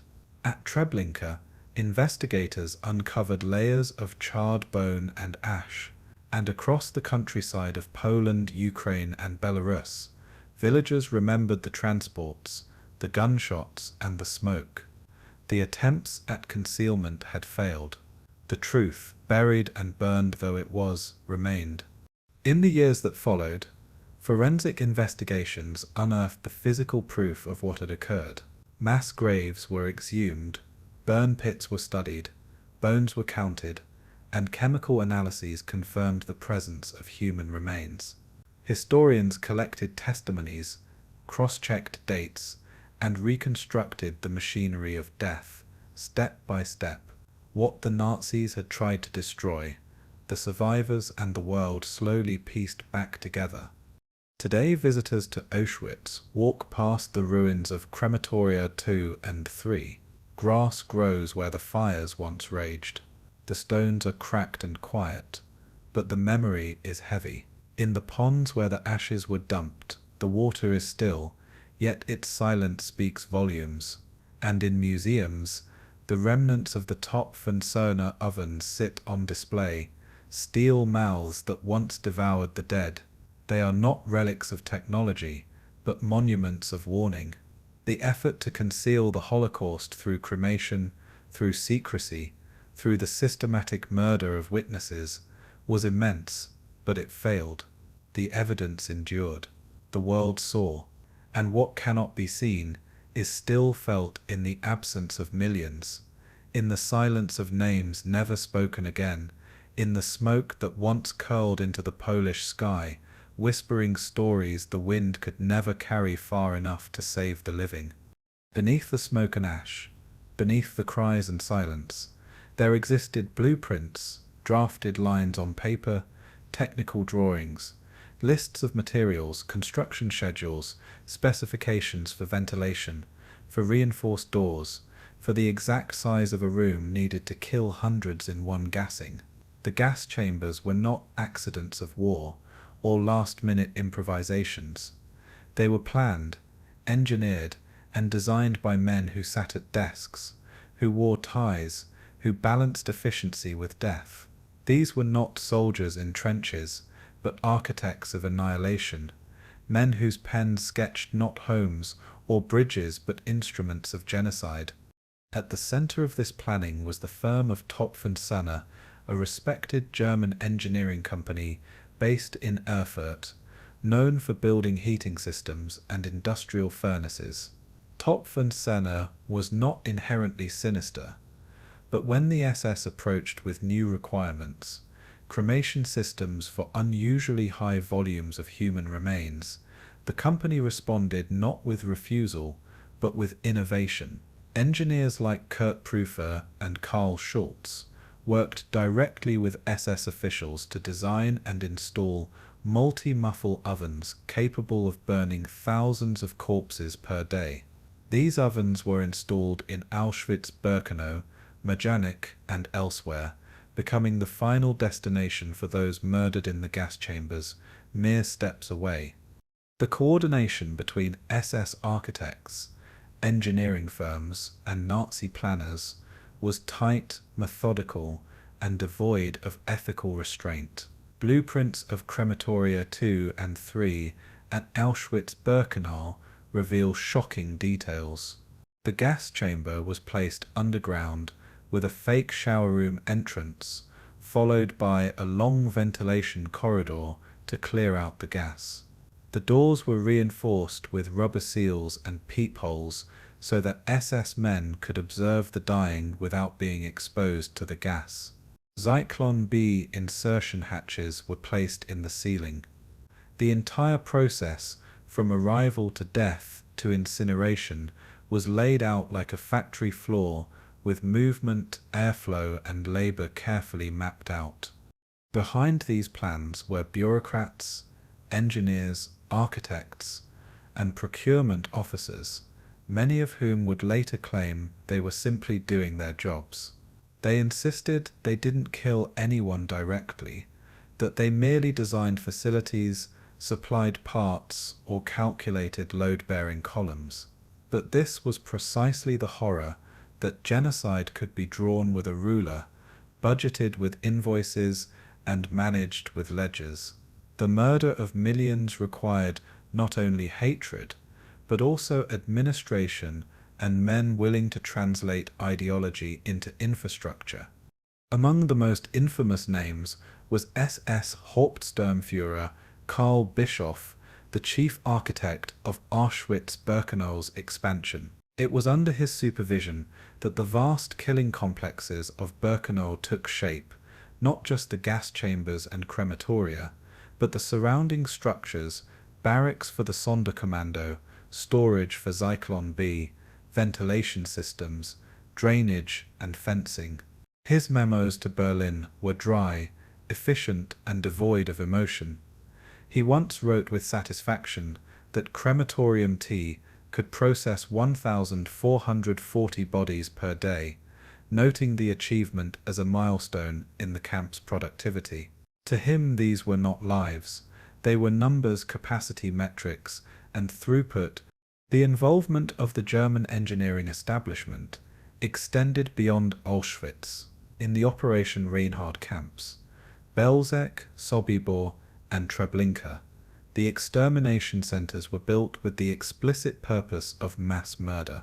Though their gas chambers used carbon monoxide instead of Zyklon B, their designs followed a similar logic.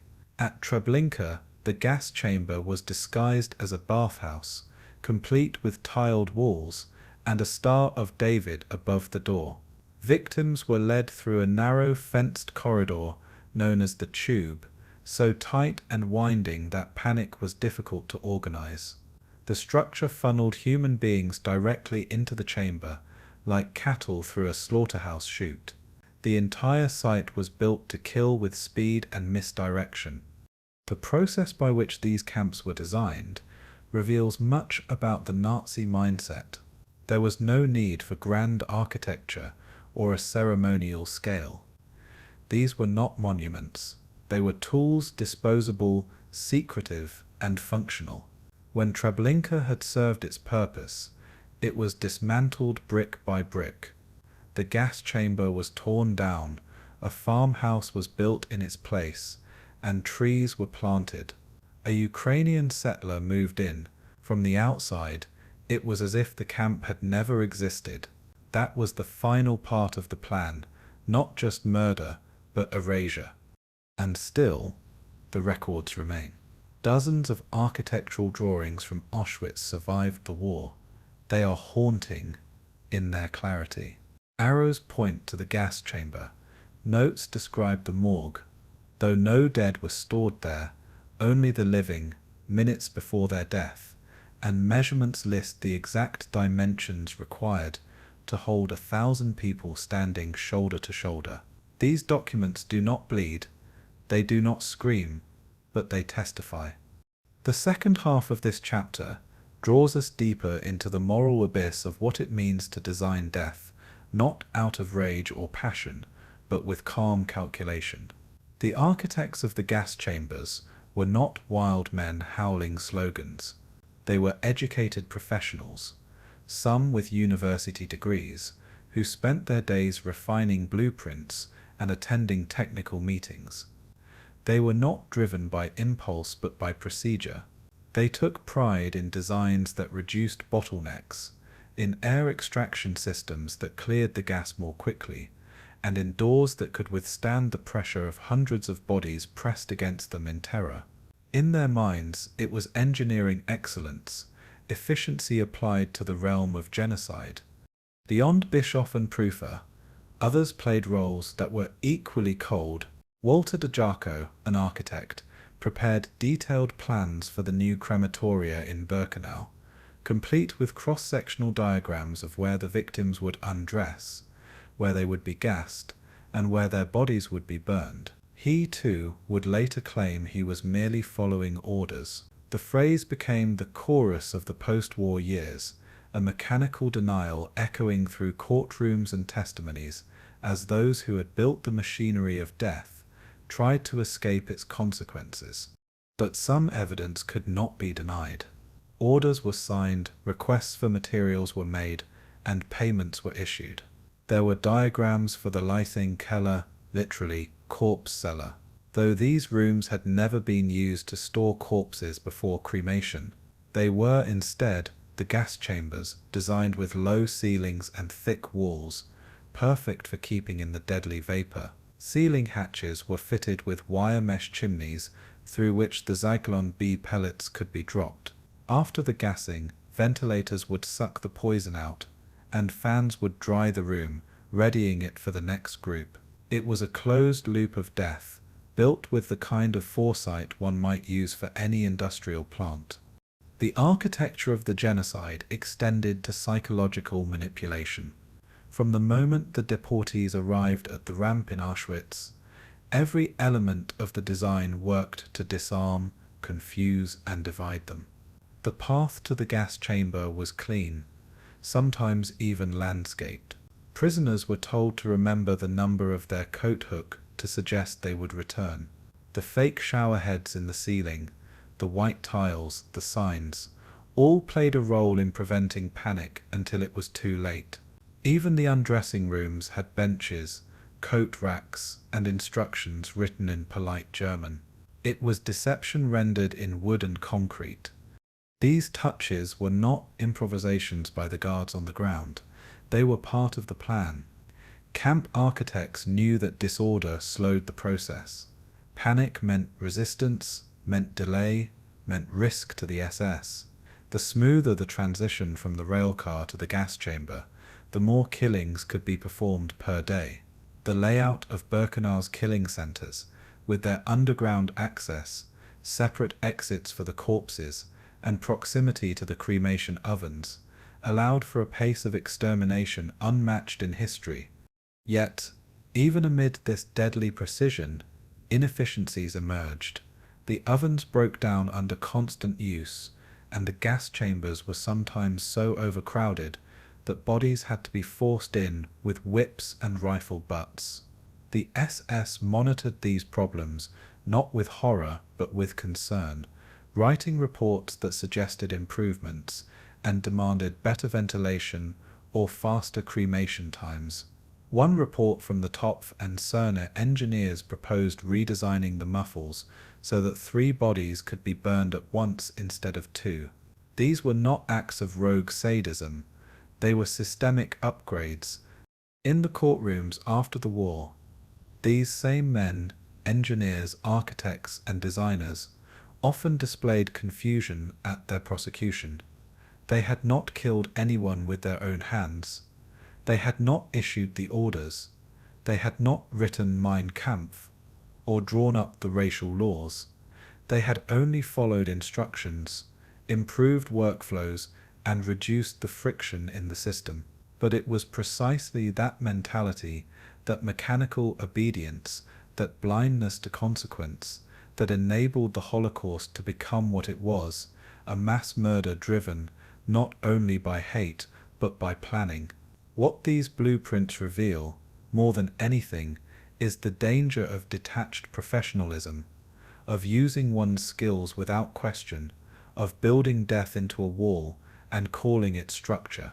The architects of the gas chambers did not need to believe in the genocide to carry it out. They only needed to see their work as tasks to be done, drawings to be finalized, and problems to be solved. In that cold space between design and destruction, the greatest evil took root. Today, those blueprints survive. Copies are held in museums, archives, and court records. Their lines are clear, their symbols are technical, but when viewed through the lens of history, they are as chilling as any photograph or testimony. They are the silent signatures of those who gave shape to the unimaginable, who made death a building, a hallway, a room with a steel door and a hatch in the ceiling. The journey to the gas chambers did not begin with violence. It began with confusion, with questions, with trembling hands clinging to luggage on a platform. It began in the soft groan of the train's brakes and the sharp orders shouted in unfamiliar tongues. For those arriving at Auschwitz-Birkenau, Treblinka, Majdanek, or Sobibor, the final chapter of their lives often unfolded under the illusion that nothing was truly wrong. The Nazis understood that terror could delay death, but deception could smooth its course. And so they built a system in which the lie became a weapon, a gentle voice guiding the victims forward, a promise of work, a bath, a meal, a future. But none of it was real. After days, sometimes weeks, packed inside cattle cars with no food, water, or sanitation, the moment the doors opened brought a blinding contrast. The air, though foul with smoke, was a relief. The roar of dogs, the snap of commands, and the crack of rifle butts drove the dazed prisoners out into the glare. They saw SS officers in pressed uniforms, capos in striped clothing, signs, fences, and buildings. It looked like a place where something happened, and for many, a flicker of hope remained. Perhaps it was a labor camp. Perhaps they could survive if they followed the rules. At Auschwitz, the platform known as the Judenrampe became the first stage of the deception. There, the victims were divided, men to one side, women and children to the other. It was presented as a routine procedure, a formality. Doctors will check you. Families will be reunited later. These small lies formed a chain that pulled people steadily toward their deaths. The SS, trained to perform this deception, gave soft-spoken instructions, encouraged calm and emphasized order. The goal was to avoid panic, to keep the line moving, to ensure that thousands could be processed in a single day without resistance. For most, the selection was brief and final. An SS doctor, often Joseph Mengele at Auschwitz, would glance over each person and point left or right to labor or to death. The elderly, the infirm, children under a certain age, and pregnant women were all sent immediately to the gas chambers. The strong, the healthy, and sometimes those with specific skills were registered and sent to work. But even this supposed selection for labor was often temporary.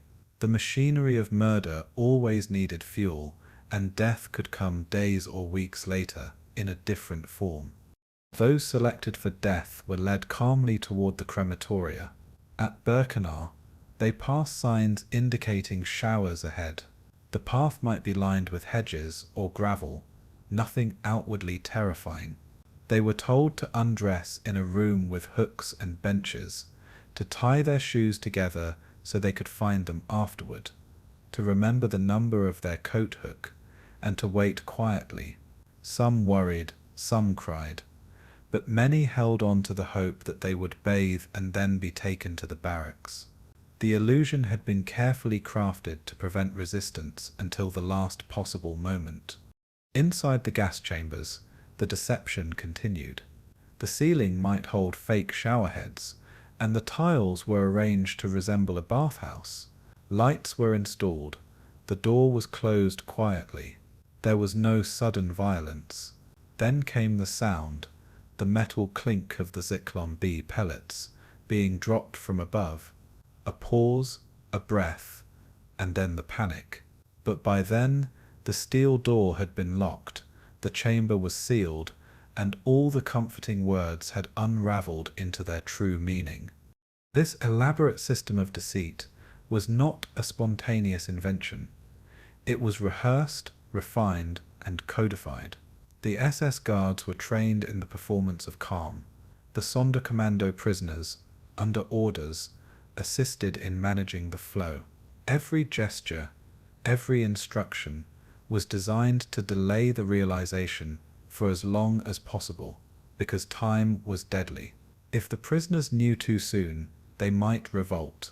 But if they believed, even for a few moments, then the system could function without resistance. At Treblinka, the deception reached theatrical levels.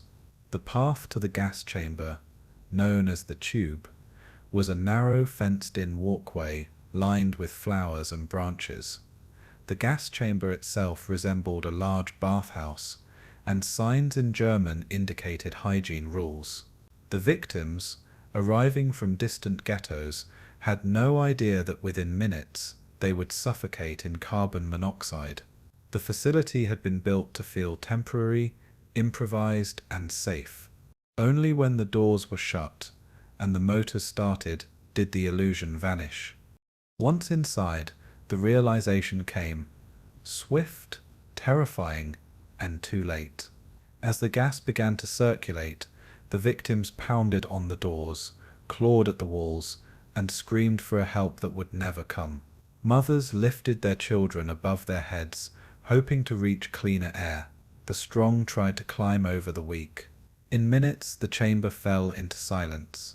What had begun as a procession under the guise of hygiene ended as a pile of tangled limbs, frozen in the agony of suffocation. And then, as quickly as it had begun, the door would open, the illusion was over, and the cycle was reset. But before that final silence, there had been moments when fathers reassured their families, when friends held hands, when strangers whispered prayers. Some suspected the truth. Rumors from earlier transports sometimes reached the ghettos, and survivors of failed deportations told harrowing tales. But when confronted with the enormity of what was happening, many refused to believe. The human mind, facing such horror, often clings to denial, and the Nazis counted on that. They knew that the truth, revealed too early, could disrupt their machinery, and so the charade was maintained to the bitter end. Deportation orders sent to Jewish communities often instructed people to bring only what they could carry. Their luggage was labeled and loaded onto separate wagons. Sometimes the Nazis collected their addresses and promised that their belongings would be returned. In Auschwitz, the possessions of the murdered were sorted in the Canada warehouses, so named because of a camp rumor that Canada was a land of abundance. These warehouses held shoes, glasses, cooking pots, prayer shawls, and children's toys, silent remnants of the final deception. Each item told a story, interrupted mid-sentence. There were letters, too. At the Theresienstadt, the Nazis staged films and photographs showing supposed Jewish self-governance, concerts, and schools. They created postcards that the prisoners could send to their family members, filled with scripted optimism. These messages, distributed to the world, painted a false portrait of humane treatment. Meanwhile, those same letter writers were quietly transported east to Auschwitz or Treblinka and disappeared. The illusion extended even into the administrative language of the Holocaust. Deportation rosters were labeled as resettlement, killing centers were called transit camps, and gas chambers were referred to as special treatment. Bureaucrats used euphemisms that softened the genocide into paperwork. In the corridors of power, the final solution was spoken of in terms of efficiency, numbers, and logistics. But beneath these words, the reality remained unchanged. Millions were being led to their deaths under the pretense of care. And yet the victims resisted the lie in quiet, dignified ways. They held on to their identity, braiding their hair, wearing their Sabbath best, reciting prayers, and telling their children stories to calm them. In the face of annihilation, many refused to let fear define their final moments. Some whispered goodbyes, Some closed their eyes and held each other, and some sang. These acts, though unseen by the world, became the last affirmations of life in a place built for death. After the war, survivors spoke of the moment the illusion broke, the chilling shift from hope to horror. They recalled the fake signs, the polite commands, the way the SS men smiled before ordering them into the chambers. That juxtaposition, the mask of normalcy hiding the face of genocide, haunted them more than the violence itself, because it showed how evil could be wrapped in order, how death could wear a smile. Today, remnants of the deception remain at Auschwitz. The path from the ramp to the crematoria is still visible. At Treblinka, stone markers trace the route of the tube. Museums preserve the signs, the showerheads, and the hooks, not because they were instruments of death, but because they were instruments of the lie. The illusion, carefully crafted, became one of the most insidious tools of the Holocaust. It robbed the victims not only of their lives, but of preparation, of farewell, of the truth. In remembering this deception, we remember the dignity of those who faced it, the parents who told their children they were going for a bath, not because they believed it, but because they wanted their last moments to be calm. The elders who walked with their heads held high, refusing to plead, the musicians who carried their violins off the train, the rabbi who whispered blessings. They all stepped into the unknown, believing or choosing to believe that the world would not be so cruel. Their hope, even when misplaced, remains one of the most powerful indictments of what was done to them. They arrived in silence, often in their mother's arms, blinking beneath the foreign light of the camp, after long days sealed in trains. Some were still infants, wrapped in blankets and unaware. Others were toddlers who asked questions no one could answer, and many were children, just old enough to sense that something was wrong but not old enough to understand why. The Holocaust, in its merciless drive to exterminate, made no exceptions for the youngest. The gas chambers were not reserved only for the strong or the sick, the old or the rebellious. They were for all, and especially for those who posed no threat, the ones who could not carry tools or dig ditches, the ones who cried for their parents and held tight to their toys, the children. To the Nazis, Jewish children represented a future they could not allow to exist. Their extermination was not collateral damage. It was a goal. The logic of the genocide dictated that even the unborn were enemies. In their ideology, a Jewish child was not a child. It was a continuation of what they called the Jewish problem. Thus, from the earliest phases of the final solution, children were marked for death with chilling consistency. In the ghettos, they were the first to die of hunger. On the transports, they were among the most vulnerable, and upon their arrival at the camps, their fate was sealed within moments. The line to the left at Auschwitz was a common sight for trains carrying hundreds of children at a time. Some arrived clutching the hands of their parents or siblings. Others, orphaned by earlier massacres, came alone. There are stories, quietly told by survivors, of little ones asking the guards where the milk was, if they could go home, if they could see their grandmother soon. The guards, trained in deception, often answered softly.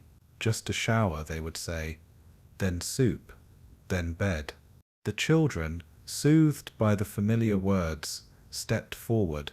They did not know they were walking toward their deaths. Inside the gas chambers, the horror was amplified by their innocence. The cries were higher, the panic more frantic. Mothers lifted their children in the last seconds, trying to shield them, to cradle them, to offer one last moment of comfort. In the darkness, children clung to each other, not yet aware of what was happening, but sensing the terror around them. The Zyklon bis pellets rained down. and with them the future faded into smoke. Some were spared, though briefly.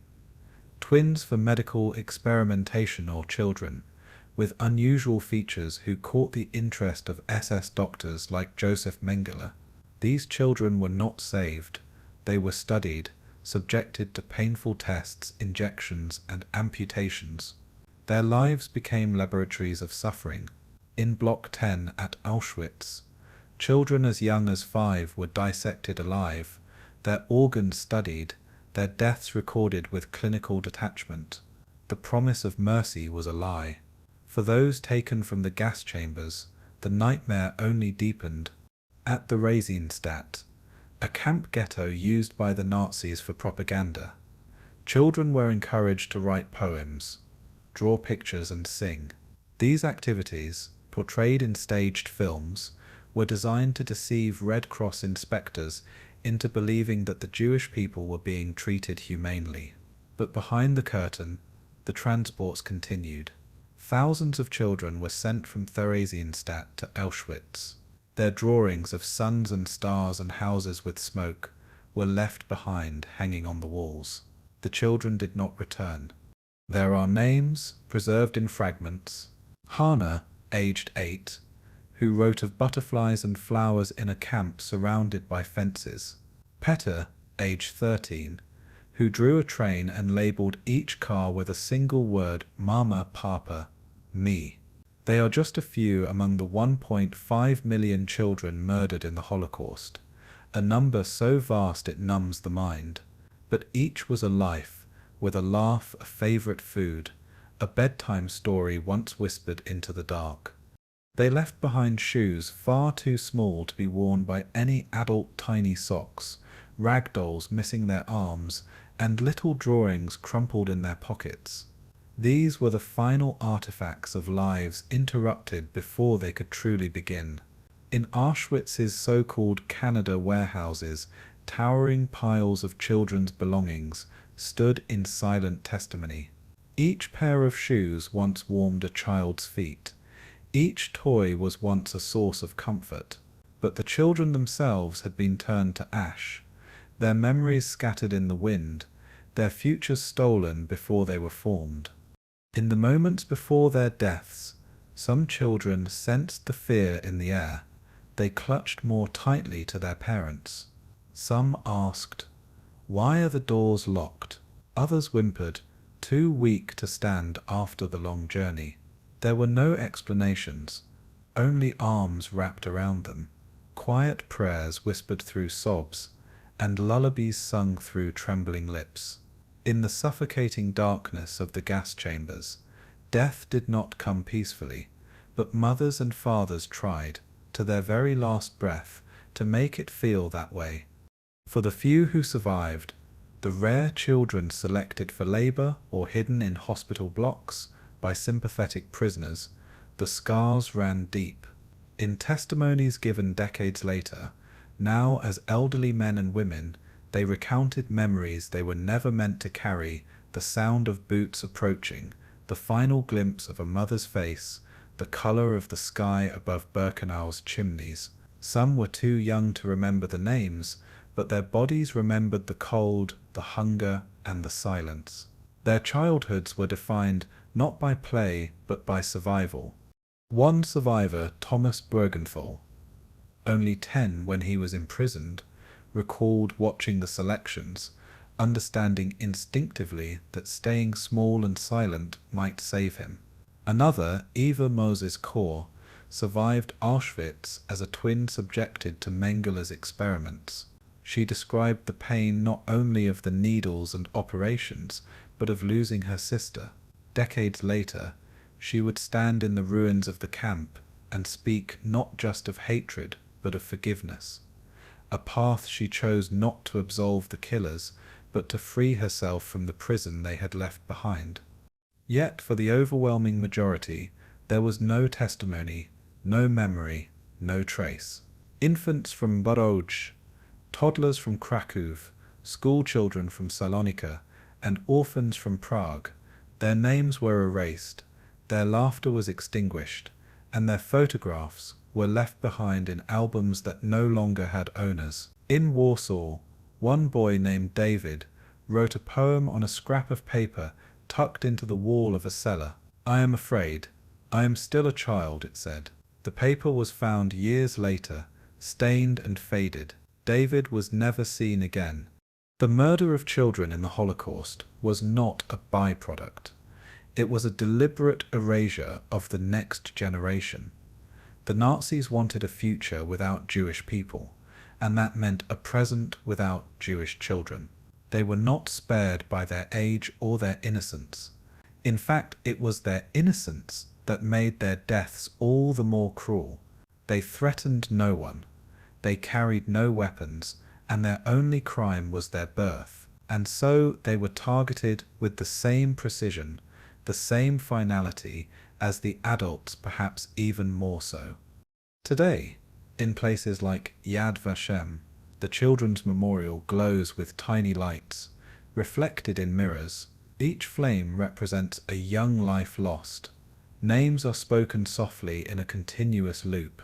In those whispers, the silence of the gas chambers is broken. Each name restores a flicker of individuality, a heartbeat in the darkness. These memorials do not bring back the children, but they remind us that they were here, that their lives mattered, that their absence reshaped the world.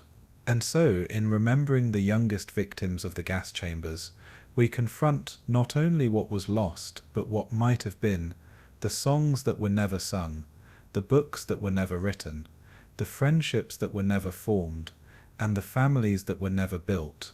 Their ashes were scattered, but their presence lingers in the lullabies that were never finished, in the shoes that no longer fit anyone, in the quiet hush that falls over the ruins of the camps where they perished. They were the children of smoke, and in memory they remain. In the hush of the abandoned camps, where the wind whispers through broken windows and ivy creeps across crumbling brick, there stands the architecture of genocide, silent, scarred, and still. These are not just buildings, they are witnesses. Long after the fires were extinguished, the chimneys had collapsed, and the guards had vanished into history. The structures remained. Their walls do not speak, yet they tell everything. Every beam and blueprint, every corridor and ceiling vent was part of a design built not for life, but for death. These places were not merely the backdrop to the atrocity. They were the instruments of it. The architecture of the Nazi gas chambers was not accidental or improvised. It was calculated, deliberate, and engineered for one purpose: the destruction of human life on an industrial scale. At the heart of this dark architecture was Auschwitz-Birkenau, the largest of the Nazi extermination complexes, spread across acres of the Polish countryside. It appeared at first glance to be a vast labor camp, with its guard towers, long barracks, barbed wire, and the train tracks that split the camp like a wound. But deep within the layout, hidden in plain sight, were buildings that deviated from the norm, structures with no windows, with thick concrete walls, with sealed doors and odd ventilation ducts. These were not built to house people. They were not designed for living. They were designed for dying. The first gas chamber at Auschwitz was improvised. In the basement of Block 11, in the original Auschwitz I camp, prisoners were sealed in a small, airtight room, while SS guards introduced Zyklon B pellets through a hatch. The results were swift and brutal. Within minutes, the room fell silent. What followed was the first chilling realization that gas, silent, invisible, and efficient, could be the answer to what the Nazis called the Jewish question. This was not an experiment in theory. It was a test of a method. The goal was not just to kill, but to kill more, faster, and cleaner, without bullets, without fire, without resistance. From there the designs evolved. Crematorium. Still in Auschwitz, I was converted to include a larger gas chamber. Its construction was discreet. From the outside, it looked like any industrial building. Inside, It was modified with gas-tight doors, hatches for Zyklon B insertion, and rudimentary ventilation to disperse the gas after the killing was done. But even this was not enough for the scale of murder envisioned by the architects of the final solution. As the camp expanded into Auschwitz-II-Birkenau, new crematoria were constructed. They were not adapted from existing structures. They were designed from scratch. Crematoria 2 and 3, built in a mirror image form, became the prototypes for systematic extermination. These buildings included large underground gas chambers known as Leichenkeller, one euphemistically named corpse cellars, and adjacent changing rooms labeled Leichenkeller 2. The victims, often unaware of what awaited them, were told to undress in the changing rooms, hang their clothes on numbered hooks, and remember the number so they could retrieve them after their shower. Above the chamber, in the outer yard, were small concrete pillars with removable lids, the Zyklon B insertion shafts. SS guards, wearing gas masks, would pour the pellets through these vents. The pellets would fall through wire mesh columns into the chamber below, where they released hydrogen cyanide gas upon exposure to the air and warmth. The design of these gas chambers was optimized for lethal effect. The ceilings were low, just over 7 feet, to allow the gas to remain concentrated. The rooms were windowless, and the doors were sealed with rubber to prevent leakage. On the inside, some doors had reinforced peepholes, allowing the guards to observe the victims' death throes. Ventilation systems were installed to allow the room to be cleared quickly after each use. Time, after all, was essential. The SS wanted each chamber cleared, cleaned, and prepared for the next group in under an hour. Every element of the design served this timeline. Directly adjacent to the gas chambers were the cremation rooms. Inside, rows of cremation ovens lined the walls. At their peak, crematoria 2 and 3 could burn nearly 2,000 bodies per day. The Sonderkommando prisoners, forced to work within these buildings, operated the ovens, shoveled the ash, and removed the corpses from the chambers. The ovens themselves were built by Topf and Sohn, a German engineering company that corresponded closely with the SS to optimize their capacity. Diagrams still survive, showing double muffles with a shared flue and enhanced airflow to allow for continuous burning. These were not medieval pyres or chaotic mass burnings. These were mechanized crematoria, engineered, tested, and refined. Crematoria IV and V, built slightly later, followed a different design. They were at ground level, not underground like their predecessors. The gas chambers here were above ground, with heavy steel doors and small openings in the roof for the gas insertion. These buildings also contained multiple gas chambers, allowing for more flexible use depending on the size of the transport. Though their structural materials were slightly more rudimentary, wood and brick rather than fully reinforced concrete, they were no less effective. In fact, many historians believe that the majority of the gassings at Auschwitz took place in Crematorium V due to its longer operational span and less mechanical complexity. Beyond Auschwitz, other camps embraced similar principles.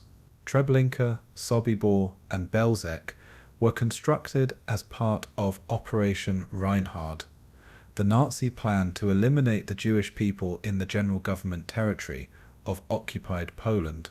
These were not labor camps. They had no pretenses of industry or re-education.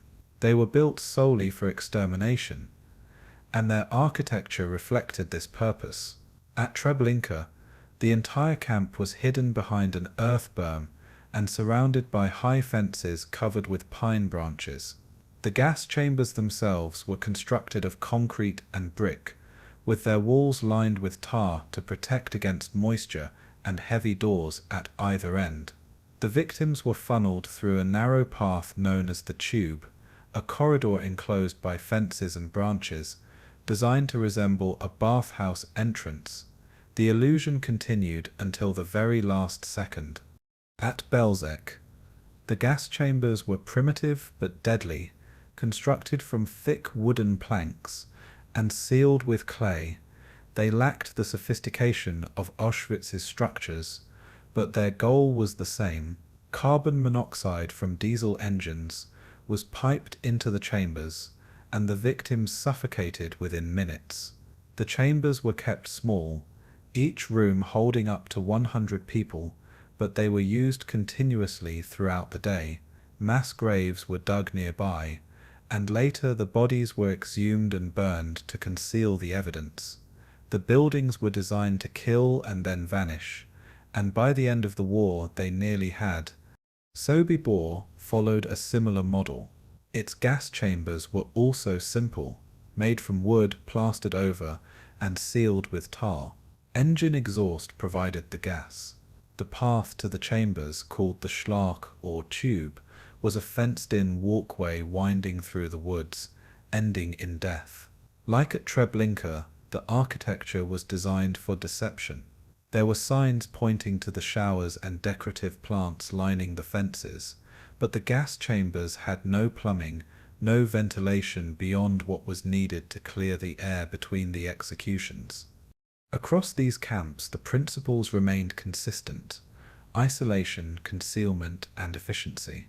The locations were chosen for their remoteness. The buildings were erected quickly using local materials, and they were modified as needed. In many cases, civilian engineers, local construction firms, and even regional government authorities were involved.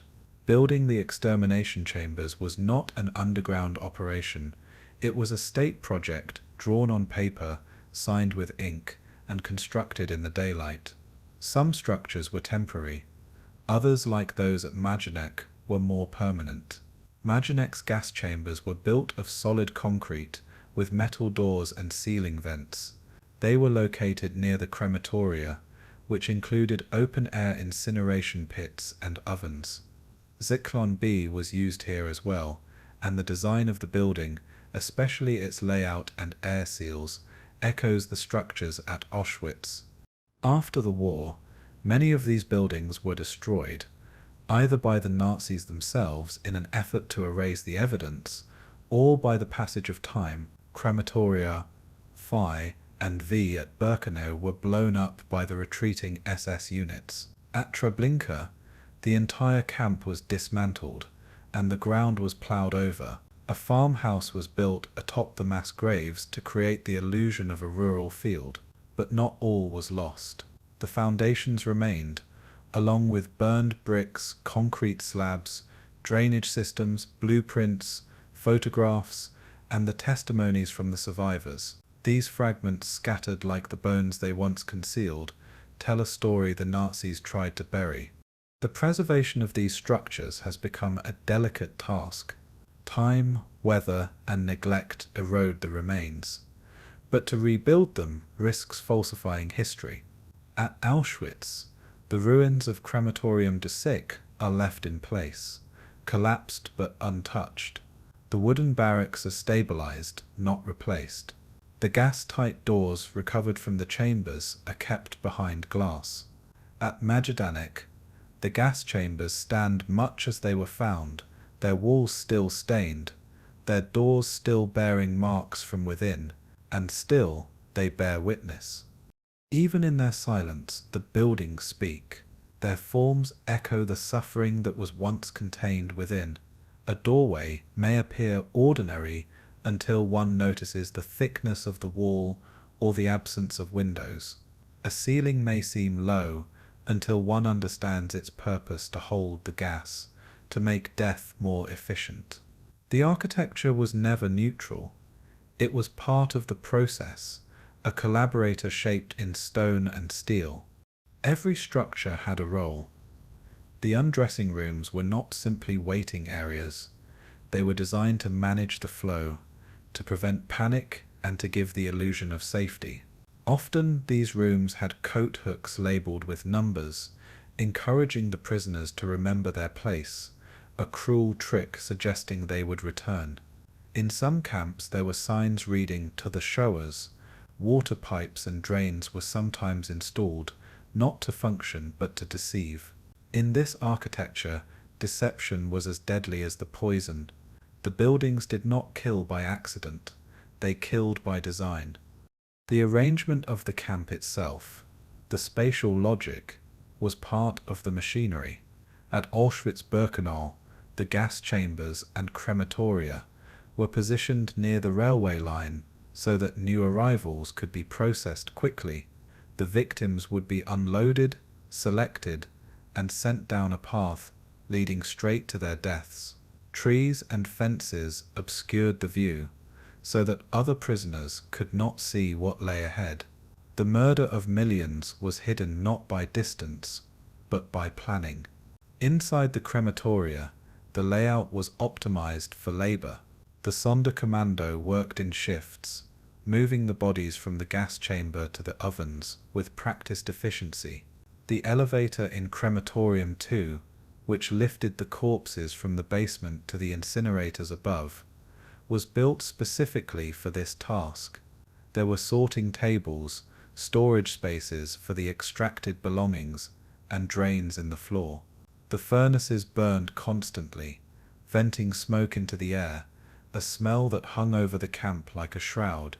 Every brick was placed with purpose, and every vent and chute was part of the system. Documents reveal just how carefully this architecture was planned.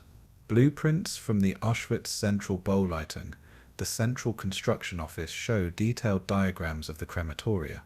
These plans include specifications for the doors, notes on how many corpses could be burned per hour, and even the signatures from the engineers who helped to refine the layout.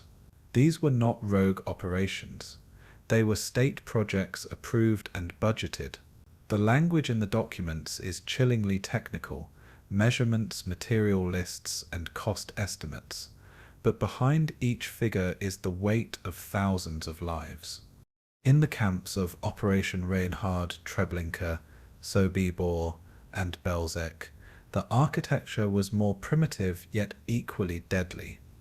These camps were designed for speed and secrecy. The gas chambers were smaller but more numerous. Wooden structures, lined with plaster and sealed with tar, kept the exhaust gas trapped. The placement of the trees, fences, and pathways all served a single purpose: to disorient, mislead, and kill. The paths were curved, preventing the victims from seeing their destination. Barbed wire was interlaced with pine branches, watchtowers loomed over every step, and beneath the surface, mass graves stretched for acres. When the camps were closed, the buildings were destroyed, but the soil could not forget. At Treblinka, the remains of foundations, tiles, and bone fragments have been uncovered. At Belzec, forensic investigations found deep layers of ash and human remains, evidence of systematic burning. Even where the structures no longer stand, their outlines remain in the earth, silent floor plans of death. In recent decades, researchers and preservationists have sought to protect what remains, not to restore, but to remember. At Auschwitz, original materials are catalogued, reinforced, and displayed with care. Bricks from the crematoria are numbered and replaced precisely. The doors are preserved in climate-controlled enclosures, and the buildings are scanned in 3D to record their shape before time erases their edges. These efforts are not about freezing the past in amber, but about allowing it to continue to speak, quietly, truthfully, and urgently. Architects and historians have studied these structures not only to understand how they were built, but also why. They have analyzed the spatial hierarchies, the flow of the prisoners, and the interplay between concealment and control. Some have argued that this was architecture without ethics, a design severed from morality. Others see it as the ultimate betrayal of human skill, where the power to build was turned into a tool of annihilation. And yet, in studying these buildings, we gain something back: knowledge, responsibility, and a warning. The legacy of these structures endures not just in museums or memorials, but in the questions they force us to ask. How could engineers, builders, and designers participate in such work? What happens when design is stripped of empathy, when architecture serves ideology rather than humanity?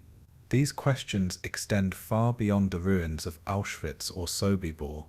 They echo in every structure that has been shaped by power without conscience. Today, walking among the remains, the silence is heavy.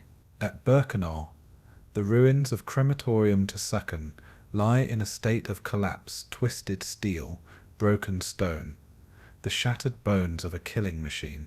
Visitors move slowly through the space, stepping over the grass that grows through the cracked concrete. At Majdanek, the intact gas chamber stands as it did in 1944. Its walls are still blue in places, stained by the Zyklon B.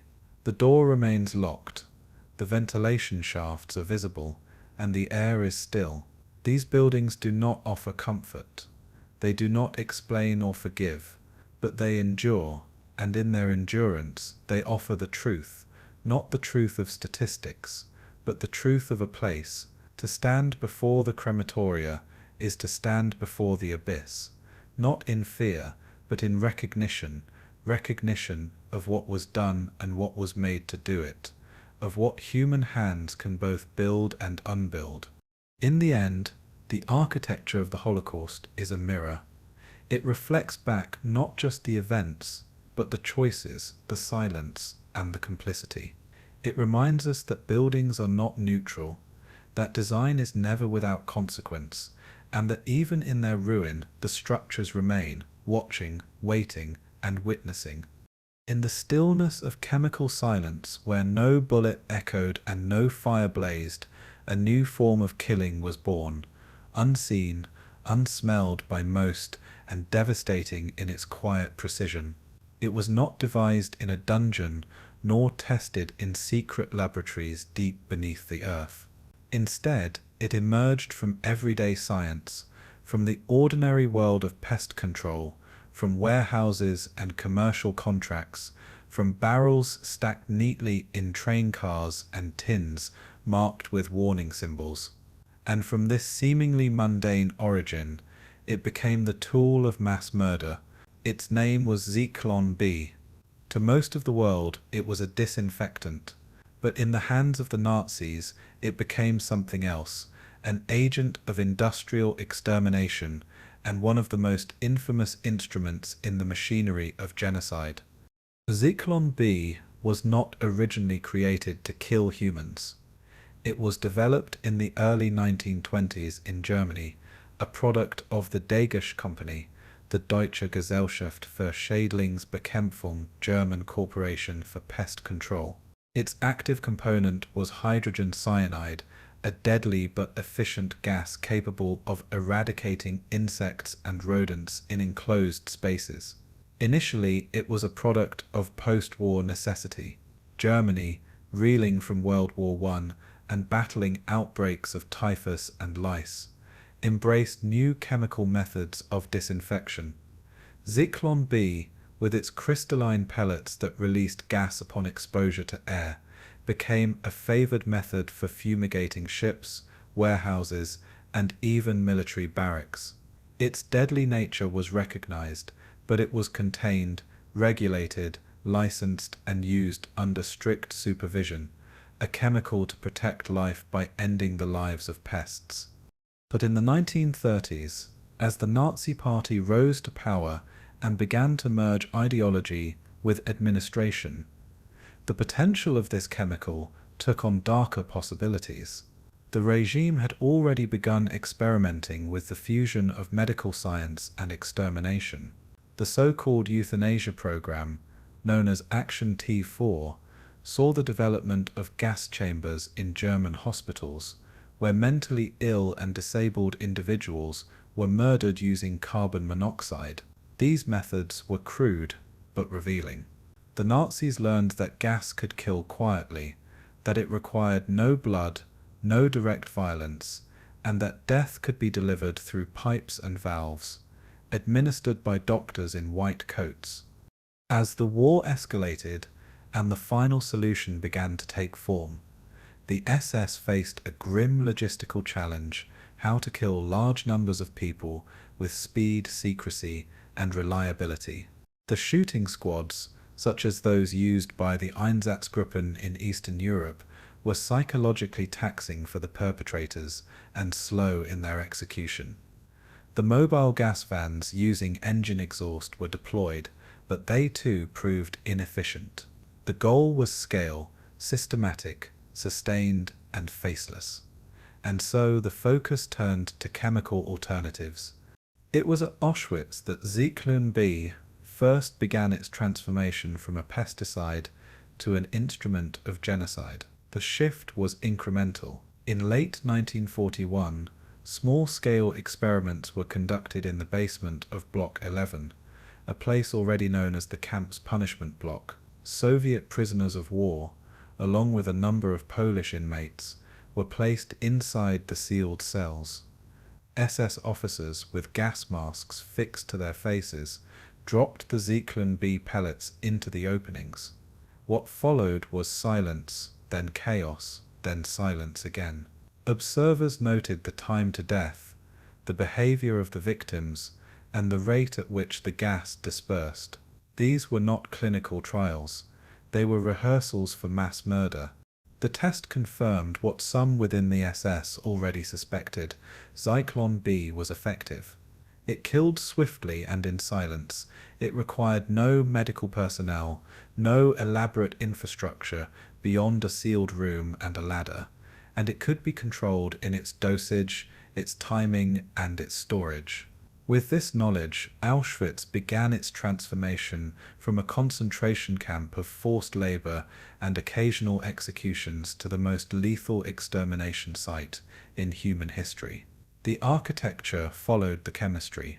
Dedicated gas chambers were constructed, first in adapted farmhouses, then in the specialized crematoria at Birkenau. The process was chillingly straightforward. The victims were told they were going to be delosed, a common procedure in the camps. They were ordered to undress in changing rooms, sometimes complete with numbered hooks and even signs pointing to the showers. They were herded into the sealed rooms, their fear rising but still mixed with a hope that this was temporary, that it would pass. Then, from above, SS guards wearing gas masks would remove the metal lids from small openings in the roof. Into these vents, they poured the pellets. The Zyklon B, exposed to the warmth and moisture of the crowded chamber, began to vaporize. Within minutes, hydrogen cyanide filled the space. For the victims, the effects were swift and agonizing. The gas disrupted their cellular respiration, preventing their body's cells from using oxygen. As the gas was inhaled, dizziness and nausea set in, followed by convulsions, paralysis, and finally, death. There was no escape, no air to grasp, no exit to run to. The chamber became a storm of bodies, with men and women stumbling over one another, children being crushed between collapsing adults, and the strong climbing over the weak in the final seconds of their lives. Within 15 minutes, the noise ceased. The doors remained sealed for another interval to ensure that all were dead. Then the ventilation system was activated. The room was aired out, and the next stage of the process began. The efficiency of Zyklon B made it indispensable. Trains arrived almost daily at Birkenau, each bringing hundreds, sometimes thousands, of Jewish people from across Europe, Hungary, France, Greece, Poland, the Netherlands, from all corners of the Nazi-occupied world. They were sent to Auschwitz, and most were murdered on arrival. The camp records show the chilling regularity of this process: transports arriving at night, the chambers operating through the dawn, and the ovens roaring with the flames of the dead. Zyklon B made this possible, not by accident but by design. The chemical itself was manufactured and supplied by DGESH, which operated under a license from IG Farben, the massive German chemical conglomerate. Contracts were drawn up, orders were placed, and deliveries were tracked. At no point did those involved in the production and sale of Zyklon B not understand its use. The correspondence between the camp officials and their suppliers used code at times, disinfection, special use, but the scale made the truth evident. Some company representatives even visited the camps, and executives signed off on shipments, knowing that they were measured not in need but in the death toll. At Auschwitz, Zyklon B was stored in sealed tins, often kept in guarded rooms near the crematoria. The tins were marked with hazard warnings and came with handling instructions. Despite its deadly purpose, it was treated with a bureaucratic normalcy. There were storage logs, temperature controls, and delivery receipts. The camp staff were trained in its application, gas masks were issued, and accidents were rare, not because of care, but because of routine. The gassing of human beings became a procedure, one that could be taught, tracked, and repeated. Even among the SS, however, there was unease. Some guards avoided the crematoria assignments. Others drank heavily or requested transfers. The psychological toll was real, though often drowned in ideology or dulled by habit. For those directly involved, like the Sonderkommando prisoners who handled the corpses, the experience was a living nightmare. They entered the chambers after each gassing, removing the bodies that were still warm, untangling the limbs that were frozen in desperation. They saw the bluish tinge of cyanide death on the skin, and they knew the smell of Zyklon B, faint, bitter, and clinging to the walls like a memory. Some of these men later testified to the exact timing, how long it took for the gas to act, how many pellets were used, and how the bodies were arranged in their final moments. Their words form a grim science of murder, a chemistry not of healing but of destruction. One survivor recalled how the corpses would fall where they stood, while others collapsed in heaps near the door, trying to escape what could not be escaped. Over time, the rooms bore the marks of this process, scratches on the walls, dents on the doors, and the quiet, enduring stain of something far beyond science. There was no learning curve for death, only refinement. With each passing month, the use of Zyklon B at Auschwitz became more methodical. The amounts were calibrated, the chamber capacities were understood, and efficiency became a word not for engineering, but for extermination. The SS officers tasked with overseeing the gassings developed schedules, train arrivals, processing times, durations for each gassing, and furnace cycles. Zyklon B fit seamlessly into this rhythm. It needed no special machinery beyond the sealed room. It required no long-term storage, no pumping stations, no infrastructure. It was murder in the form of a canister, lightweight and portable, deadly and deceptively simple. Despite its effectiveness, Zyklon B was never used in all the camps. In the Operation Reinhard extermination centers, Sobibor, Treblinka, and Belzec, the killing method of choice remained the carbon monoxide produced by gasoline or diesel engines. These camps, designed to function rapidly and then vanish without a trace, used engine exhaust to fill their chambers. The difference was one of availability, not philosophy. Zyklon B required sourcing, storage, and trained personnel. Engine exhaust was readily available and required less oversight. But where Zyklon B was used, it stood as the ultimate symbol of the Nazi desire for a sterile, mechanical death, not messy, not noisy, but orderly, timed, and concealed behind brick and metal. The chemical itself had a history before the camps. Hydrogen cyanide was first synthesized in the late 18th century, and by the 20th century it had become widely known in chemistry circles. Its use in fumigation was not inherently evil. It had saved grain harvests from pests, prevented the spread of lice-borne disease, and disinfected troop barracks during World War I. In many ways it was a chemical of control, of ensuring hygiene, of protecting health, and of preserving order. But once it was absorbed into the Nazi ideology, even science was perverted. Knowledge was no longer neutral. Chemistry was transformed into a weapon. The precise formulation of Zyklon B involved stabilizing the volatile hydrogen cyanide gas on inert carriers, usually diatomaceous earth pellets, which would release the gas slowly once they were exposed to the air. In enclosed environments, especially warm ones, the vaporization was rapid. Hydrogen cyanide is lighter than air, colorless, and highly toxic. Inhaling even a small amount of it interferes with cellular oxygen usage, effectively suffocating the body from within. The victims would collapse in convulsions, their skin turning bluish, their lungs struggling against nothing. It was a suffocation without pressure, a strangling by the air itself. The Nazis understood the chemistry well. Technical documents, some of which were recovered after the war, revealed chilling instructions: how to store the tins, how many grams of Zyklon B to use per cubic meter, and how long to wait before ventilating. These were not war plans, they were procedural manuals for mass death.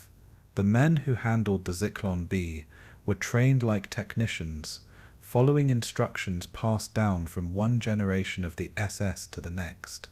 The process became impersonal, not killing but treatment, not murder but evacuation. Language, like science, became part of the camouflage. But even as the process became routine within the camps, word of Zyklon B's use began to trickle beyond the barbed wire.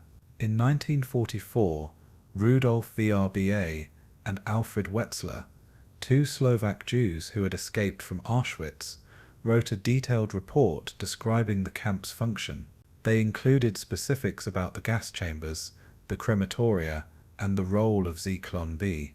Their account passed through underground networks, reached the Allies, and was among the first documents to confirm what many had feared but few could comprehend. The idea that a pesticide had become an instrument of genocide was difficult to accept.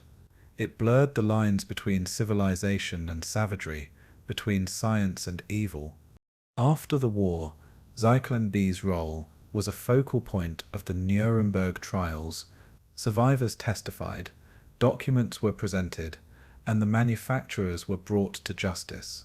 Bruno Tesch and Karl Weinbacher, two directors of the firm that supplied the Zyklon B, were convicted and executed for their involvement. Their defense argued ignorance, that the gas was sold for disinfection, not extermination, but the scale, the consistency, and the silence spoke louder. These men had sold death by the ton, they had filled the orders with deadly precision, and they had seen and chosen not to see. Today, traces of Zyklon B are still detectable in the preserved chambers of Auschwitz. Chemical analysis has revealed residual cyanide compounds on the walls, a blue staining known as Prussian blue, though its distribution is debated among researchers. For some, the lingering presence of the chemical is a haunting fingerprint, a stain not just on the brick, but on history. Visitors who walk through the ruins of the crematoria stand where the gas once settled. They see the ceiling vents, they notice the strange thickness of the doors, and they feel the weight of chemistry that was turned to cruelty. Yet the story of Zyklon B is not only one of technology gone awry, it is a reminder that science does not guide itself, that knowledge in the hands of ideology can become horror. The gas did not choose its victims. The chemists did not ask where their product was going. The men who opened the cans and poured the pellets did not see molecules. They saw people and they chose to make those people disappear. In the decades since, the name Zyklon B has become synonymous with the Holocaust itself, a symbol of a mechanized, detached, and calculated murder. It appears in textbooks, in memorials, and in museums. Its tins are displayed behind glass, and its formulas are studied not to be replicated, but to be remembered, to remind the world that even the smallest crystal, when combined with hate, can erase a life. The chemistry of death was never just about formulas. It was about intention, about turning knowledge inward, about taking something designed for preservation and bending it toward annihilation. Zyklon B did not begin as a weapon. It was made one. And in that transformation, we see not the failure of science, but the failure of humanity to restrain itself. And so we return to the silence, to the sealed rooms, to the hands that opened the cans, and the eyes that watched the doors close, to the quiet gas that rose without fire, without sound, to the chemistry that ended breath and left history gasping. They were the men who walked the path no others could endure, the ones who bore witness not by choice but by brutal necessity. In the darkest corners of the Nazi killing centers, where the smoke drifted endlessly into the sky and a silence followed the screams, there existed a group whose role defied comprehension. They were prisoners, like the others, and Jewish, like the others. Yet their fate was singular, their burden unmatched. They were the Sonderkommando, the special unit, a name that for all its vagueness carried a weight heavier than any title could convey. These were the men who were forced to serve as the last human contact for those who were led into the gas chambers. They prepared the rooms, they dragged out the dead, they burned the bodies, and they remembered everything. The Sonderkommando were not volunteers. They were selected upon their arrival at Auschwitz-Birkenau or other extermination camps. The SS would identify strong, able-bodied men from the new transports. These men were taken aside and told they would have a different role, one that granted them slightly better conditions, warm clothing, better rations, and shelter away from the worst of the cold. But the price of these small mercies was enormous. They were to become cogs in the machinery of death, assigned to the crematoria, where they would assist in the disposal of the murdered. The task was explained only in fragments. The full horror would soon make itself clear. The structure of the Sonderkommando units was precise, like every aspect of the camp system. At Birkenau, there were several groups, each assigned to a specific crematorium. Their numbers fluctuated with the rhythm of the killing, sometimes a few hundred, other times close to 1,000. Their job began the moment the gas chambers fell silent. Wearing makeshift masks or cloths over their mouths, they would open the thick, sealed doors, stepping into a scene of unspeakable devastation. The bodies were still warm, tangled together in frozen convulsions. Those closest to the vents had died first, while others, in a final surge of instinct, had clawed upward, scrambling over the fallen in search of a non-existent heir. The Sonderkommando's work began here. They had to separate the corpses, pull them from the heaps, and line them up. Children were untangled from their mothers, and their limbs were repositioned. Gold teeth were extracted by force, using pliers. Hair was shaved from the heads of the women, a grotesque ritual rooted in the Nazi ideology, where even the remains of the dead were harvested as raw material. The bodies were then dragged to the elevators or chutes that led to the furnace rooms. If the chambers were particularly full, carts and stretchers were used. If not, they were carried one by one. All of this was done under the watch of the SS guards, with their weapons in hand, their orders shouted in a cold, mechanical rhythm. The pace was relentless. The process had to be completed before the next group arrived. In the furnace rooms, the corpses were loaded into the ovens. The Sonderkommando had learned how to optimize the burn, placing thinner bodies beside larger ones to ensure a consistent combustion. Multiple bodies were burned together, often 2 or 3 at a time. The ashes were collected, sifted and disposed of in ponds, pits, or scattered in the surrounding woods. For those tasked with the open-air burnings, especially during the mass extermination of the Hungarian Jewish people in 1944, the work was even more brutal. Giant pits were dug, filled with bodies, doused in gasoline, and set alight. The stench clung to their skin, their eyes burned from the smoke, and the air was thick with the residue of death. And yet they continued, not because they wanted to, but because refusal meant immediate execution. The Sonderkommando lived under a constant threat. They were isolated from the rest of the camp, forbidden to speak of their duties. Their knowledge made them dangerous in the eyes of the SS, and expendable. Every few months, the entire unit would be liquidated and replaced, their testimonies silenced, their experiences erased. Only a handful survived the war. And it is from these few voices that the world came to understand what had happened inside the gas chambers. Not from the SS, not from the administrators or the doctors, but from the men who had seen everything. Among them was Philip Müller, a Slovak Jew, who had survived nearly 3 years in the Sonderkommando at Auschwitz.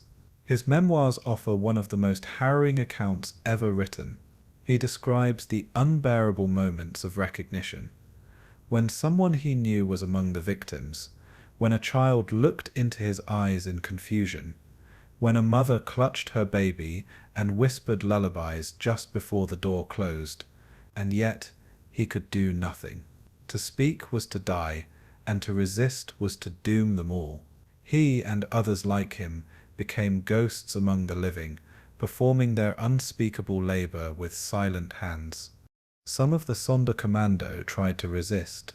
In October 1944, at Crematorium 4 in Birkenau, a revolt broke out with crude explosives that had been smuggled in by women from the munitions factory. Brave resistance workers who had risked their lives to pass on the materials. A group of Sonderkommando blew up part of the crematorium. They attacked the SS guards with tools and stones, and for a few brief minutes the killing machine was halted. Hundreds were killed in retaliation, but their defiance echoed far beyond the walls. It was one of the few armed uprisings within a death camp, a spark of human will amidst a sea of destruction. The psychological toll on the Sonderkommando was incalculable. They lived in a proximity to death that few in history have ever known. The work corroded their minds, dulled their senses, and haunted the dreams of those who survived. Some tried to preserve a sense of dignity, washing after each shift, praying silently, or scribbling notes and burying them near the crematoria. These buried manuscripts, some of which were discovered decades later, revealed their desperate desire to be remembered not as collaborators, but as prisoners who were trapped in an impossible nightmare. But it is crucial to understand that the Sonderkommando were not collaborators in the Nazi sense. They did not kill, they did not design the chambers, nor did they direct the victims. They were enslaved workers, coerced under the threat of death, performing tasks that were forced upon them. Their survival was not complicity, it was endurance, and their testimonies became the moral backbone of our understanding of the gas chambers. Without them, so much would have been lost to time and rubble. Within the shadows of their work, the Sonderkommando carried memories that could not be buried. They were not just the handlers of death. They became the unwilling chroniclers of the horror. And in those rare quiet moments between the transports, between clearing one gas chamber and preparing for the next, they thought, they remembered, and sometimes, if their courage allowed, they wrote on scraps of paper, in encoded fragments, in whispers passed between trusted hands. These secret writings, often hidden beneath the ash pits or inside the walls, were the only way they could resist the erasure that surrounded them. They knew they would likely die, but they also knew that if someone someday found their words, then what they had seen would not be lost. Some of these buried messages were discovered after the war. One such letter, written by Zalman Gradowski, captured both the agony and the urgency of their remembrance. He described the unbearable routine, the cries, the smoke, the piles of corpses, and he pleaded that the world never forget. He wrote not only of the facts but of his feelings, of the helplessness of seeing entire families being led to their deaths while he remained alive to remove their bodies, of the burden of knowing and being powerless. "I am the witness," he wrote, "who cannot speak aloud." In the end, the letter was all he had, and it survived. The Sonderkommando lived under a peculiar kind of isolation. They were surrounded by death, yet cut off from the dying. They could not warn, they could not speak. Their role was to maintain the illusion, to nod calmly as the victims entered the chambers, to help them hang up their coats, and to answer their final questions with a practiced gentleness. Their presence was part of the deception, a final act in the Nazi theatre of lies. To the victims, these men appeared calm, almost indifferent, but inside they were collapsing. Each interaction was a wound, each glance a weight they would carry forever.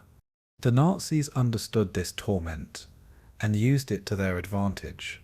The psychological torture of the Sonderkommando was part of the design. They were made to feel complicit, to believe they were part of the machine, not its victims.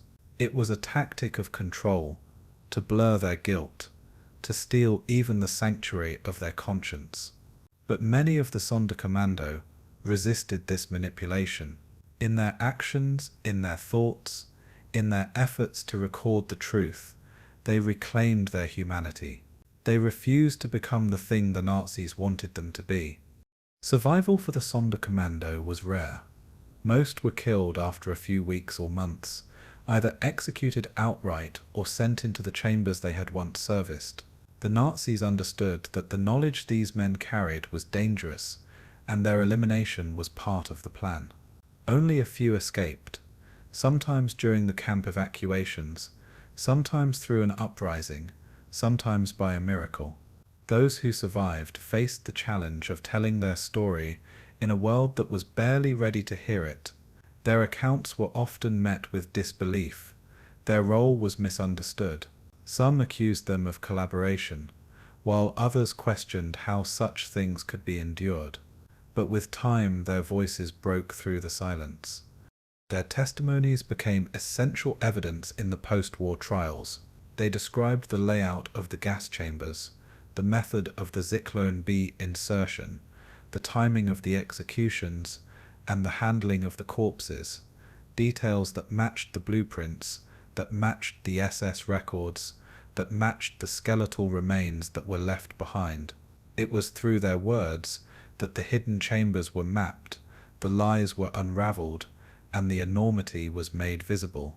And yet, even in recounting the facts, they often spoke of the intangible, the numbness, the guilt, the sorrow so vast it defied language. Their memories were not just accounts, they were eulogies. To this day, the Sonderkommando remain among the least understood figures of the Holocaust. Their stories sit uneasily between victimhood and trauma, between survival and sorrow. But in truth, they were the ultimate prisoners, enslaved not only in body but in soul. They were made to witness the destruction of their people, unable to intervene, compelled to assist under the threat of their own deaths. And in bearing witness, they bore the memory of millions. At Auschwitz, near the ruins of the crematoria, a quiet memorial stands in their honor. There is no grand statue, no booming declarations, just a plaque and a silence. The air there is still, the ground soft with ash. Visitors walk slowly, some not speaking at all, as if the earth itself remembers, as if the silence is speaking for them. And perhaps it is, because the Sonderkommando remind us of something profound, that in the face of annihilation, memory can survive, that even when the body is enslaved, the mind can resist. That testimony is a form of defiance, and that witnessing, though forced and unbearably painful, can become a gift for those who come after. Their hands pulled the bodies from the gas chambers, their feet walked among the dead, and their eyes saw what most could never imagine. But their voices, fragile and few, endured, and with them the truth, the unspeakable, made known. In the waning shadows of their empire of death, as the war turned against them and the tide of history began to rise, the Nazi regime faced a sobering realization: the crimes they had committed, systematic, vast, and deliberate, were too large to remain hidden forever. The murder of millions, carried out in specially constructed facilities with timetables and ledgers, with furnaces and train schedules, had been executed with a chilling precision. But now, in the face of the advancing Allied and Soviet forces, the question shifted from how to kill to how to erase the truth. And so, in those final years and months, a new campaign began, quieter but no less calculated, a campaign of concealment, of fires and bulldozers, of destroyed buildings, scattered ashes, forged reports, and a carefully orchestrated silence. The Nazis began their cover-up. The effort had many names and many forms, but one of its most sinister expressions was Action 1005, a secret program launched as early as 1942. Its aim was simple: to eliminate the physical evidence of the mass murders, especially in the areas where the victims had been buried in open fields or forest graves.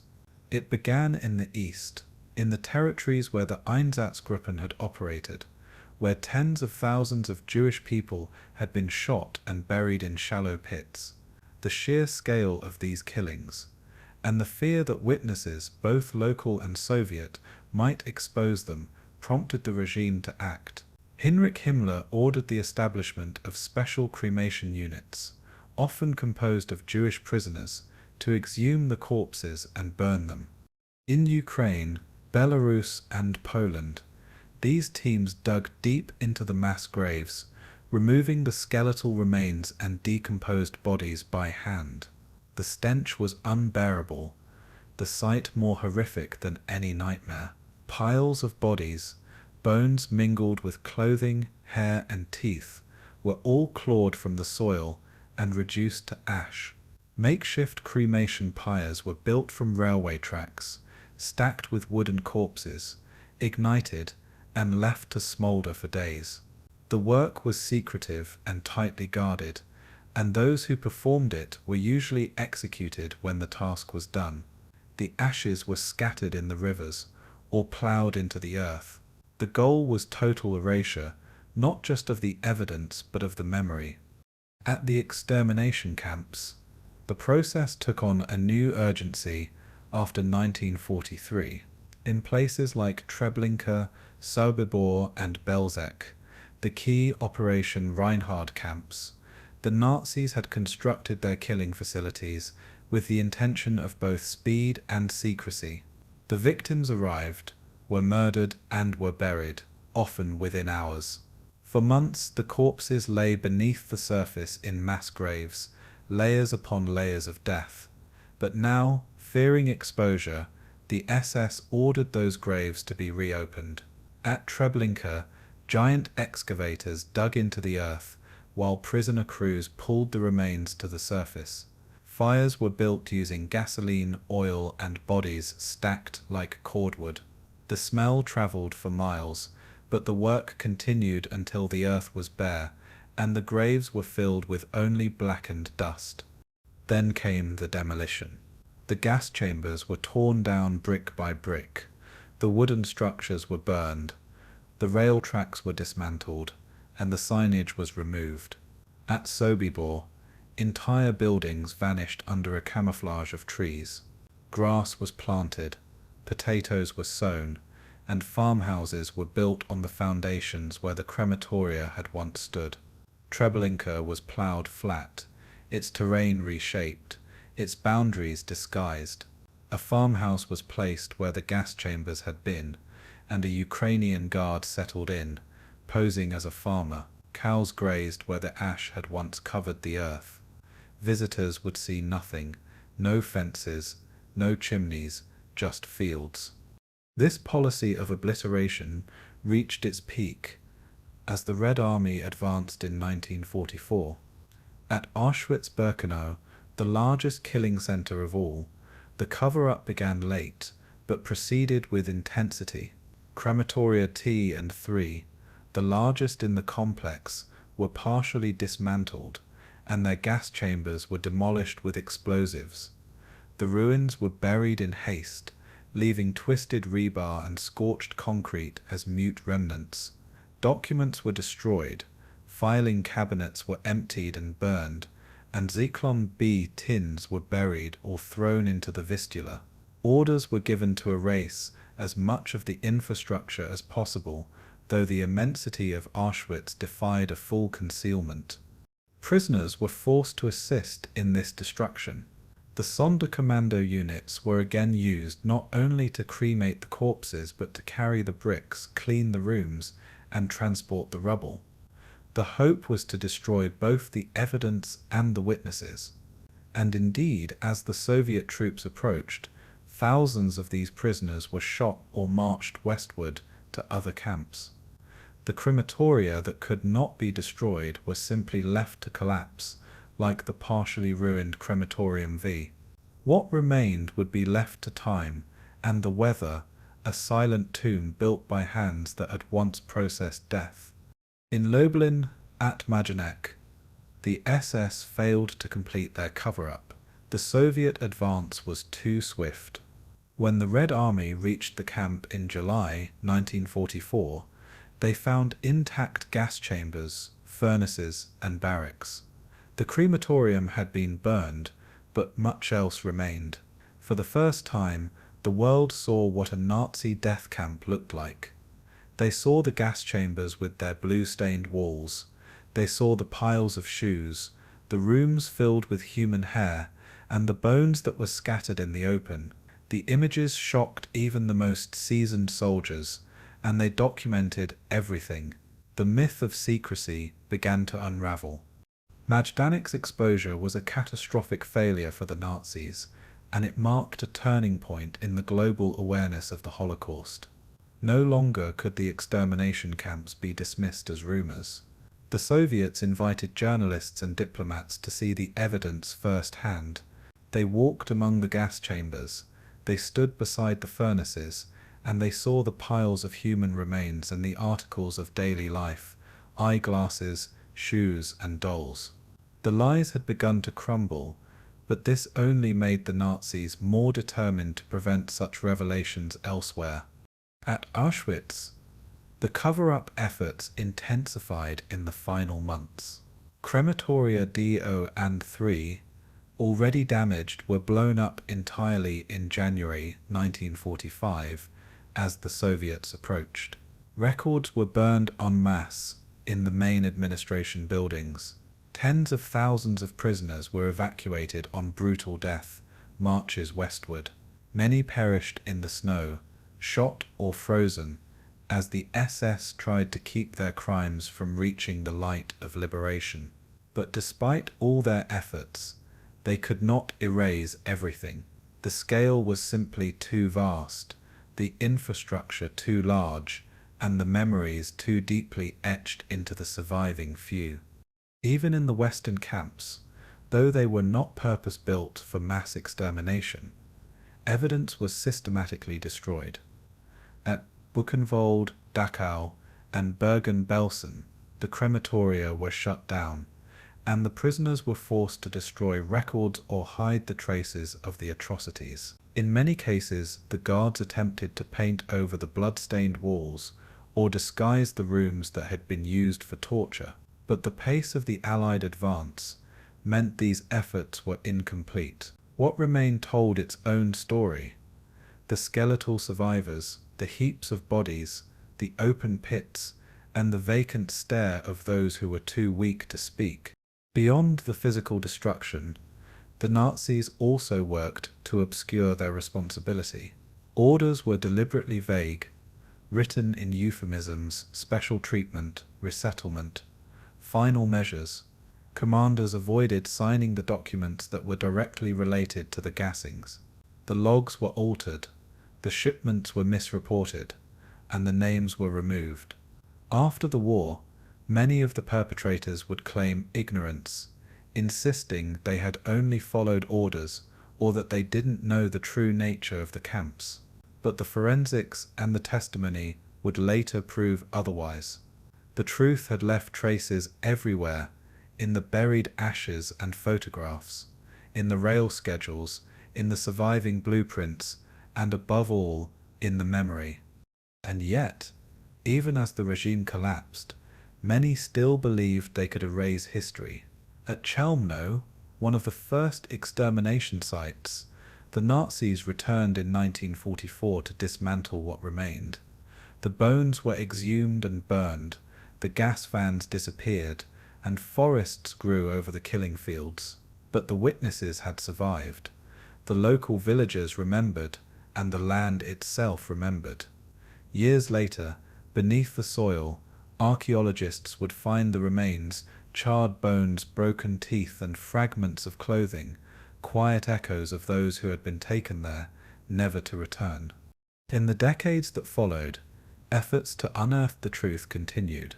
Survivors testified, documents were recovered, and the sites were excavated at places like Sobibor and Treblinka, where almost nothing was left standing. Careful forensic archaeology began to piece together the hidden past. The foundations of the gas chambers were found beneath the forest floor, and the burial pits revealed human ashes mixed with the soil. Even fragments of children's jewelry and personal items emerged: a rusted key, a broken comb, a shoe with a child's name still faintly visible. The cover-up had failed. Time and memory had prevailed. Still, there remains a deep ache in the historical record. So much was lost, so many voices were silenced, and so many names were erased by the fire, by the ash, by the intention.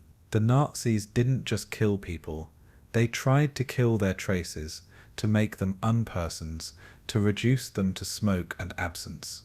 The cover-up was part of the crime, not merely an afterthought. It was a final act of violence, meant not only to deny justice, but to deny remembrance.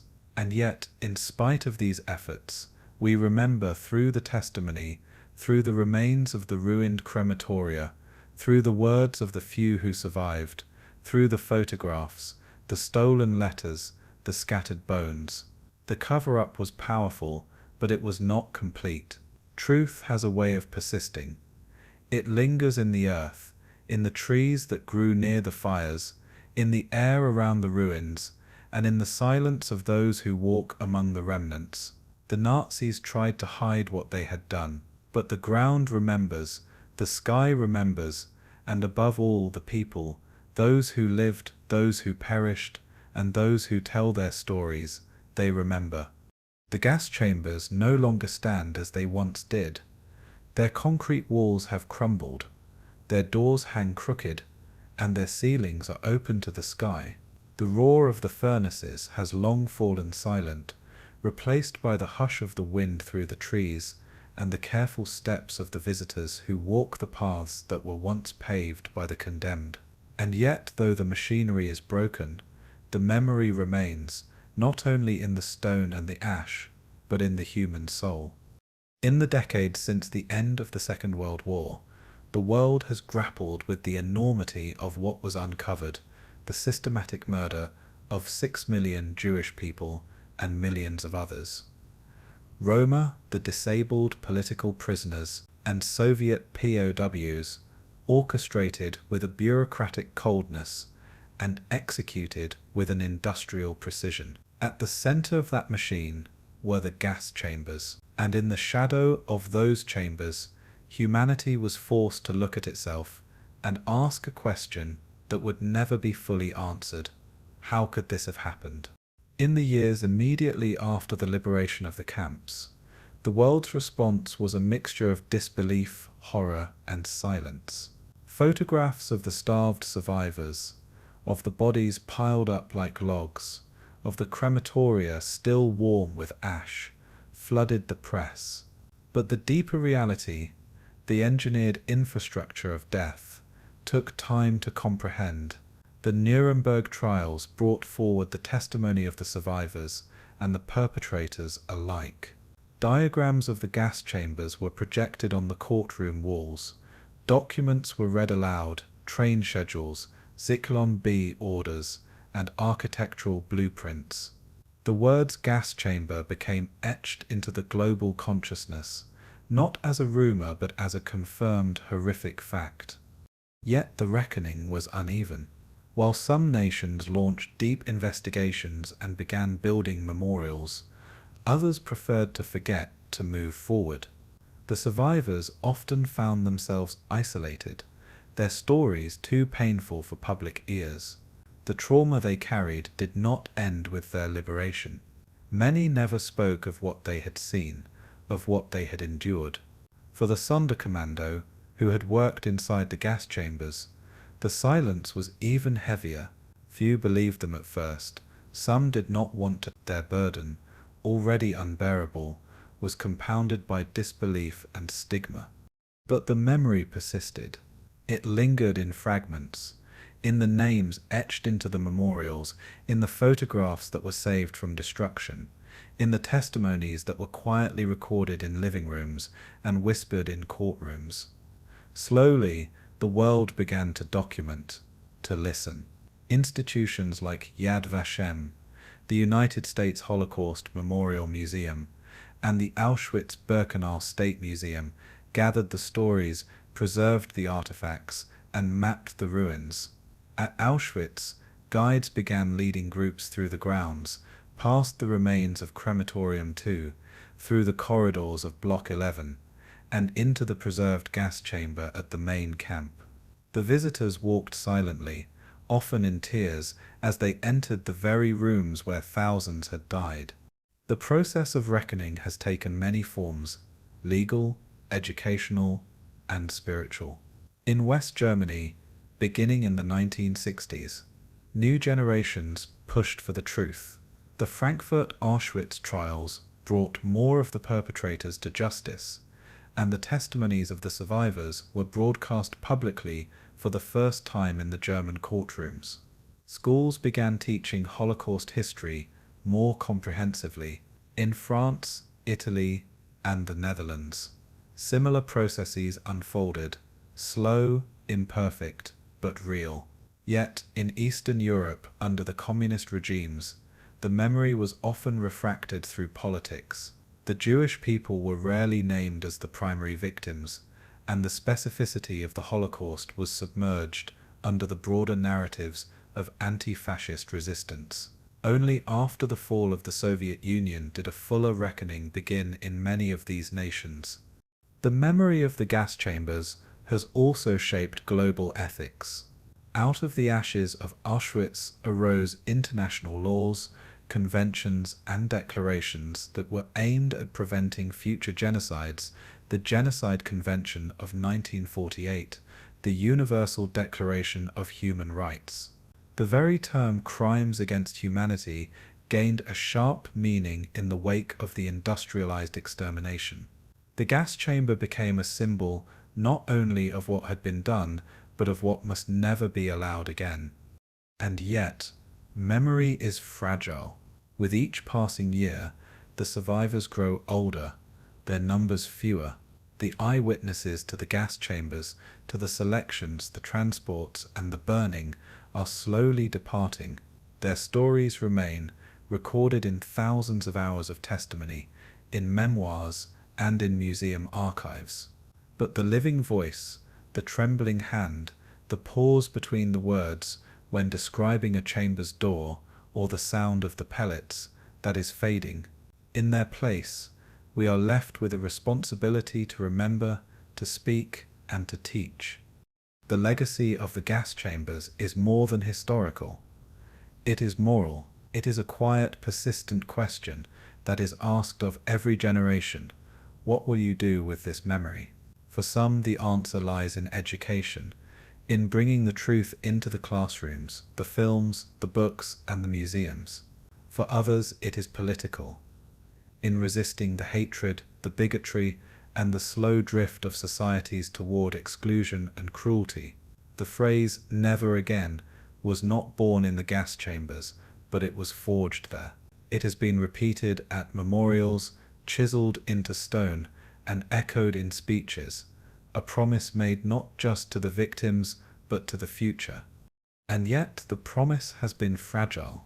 Genocides did not end in 1945. From Cambodia to Rwanda, from Bosnia to Darfur, humanity has stumbled again and again into the abyss. Each time the ghost of the gas chamber looms, not as a relic of the past, but as a reminder of what silence, complicity, and indifference can permit. It is not only the killing that echoes, it is the denial, the delay, and the disinterest of those who look away. That is why the memory must remain sharp, not as an accusation, but as a safeguard. At Auschwitz today, a silence fills the spaces that were once filled with cries. The ruins of the crematoria lie like broken bones on the earth, and grass grows between the bricks. A sign asks the visitors to walk in reverence, and they do. School children walk slowly, hand in hand. The families of the survivors place stones on the memorials. Flags from many nations ripple in the wind. There are no gas chambers operating now, but their shadow is long. It reaches across time, not to frighten but to warn.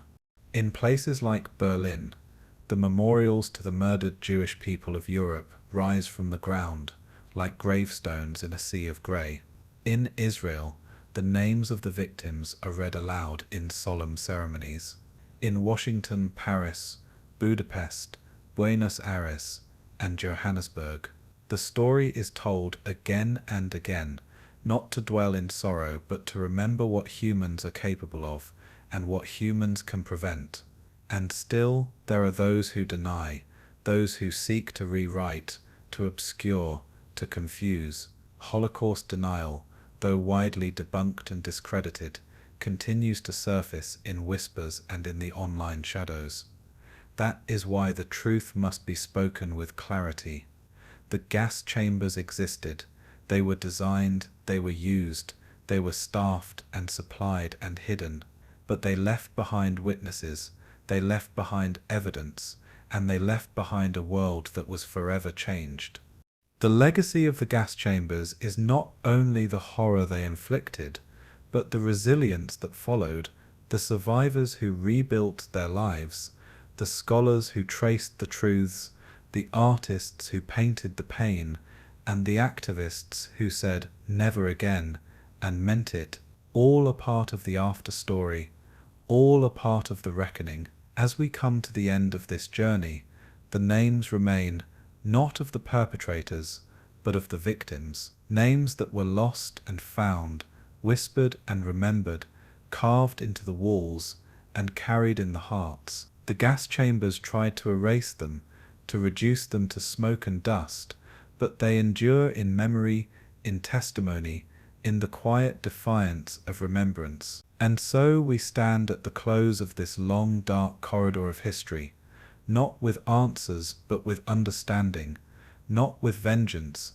but with vigilance. The gas chambers are silent now, but the lessons they left behind must never be. Their shadow is not our prison, it is our responsibility. Never again is not just a phrase, but a path, a promise, a quiet light that burns on, even in the deepest dark.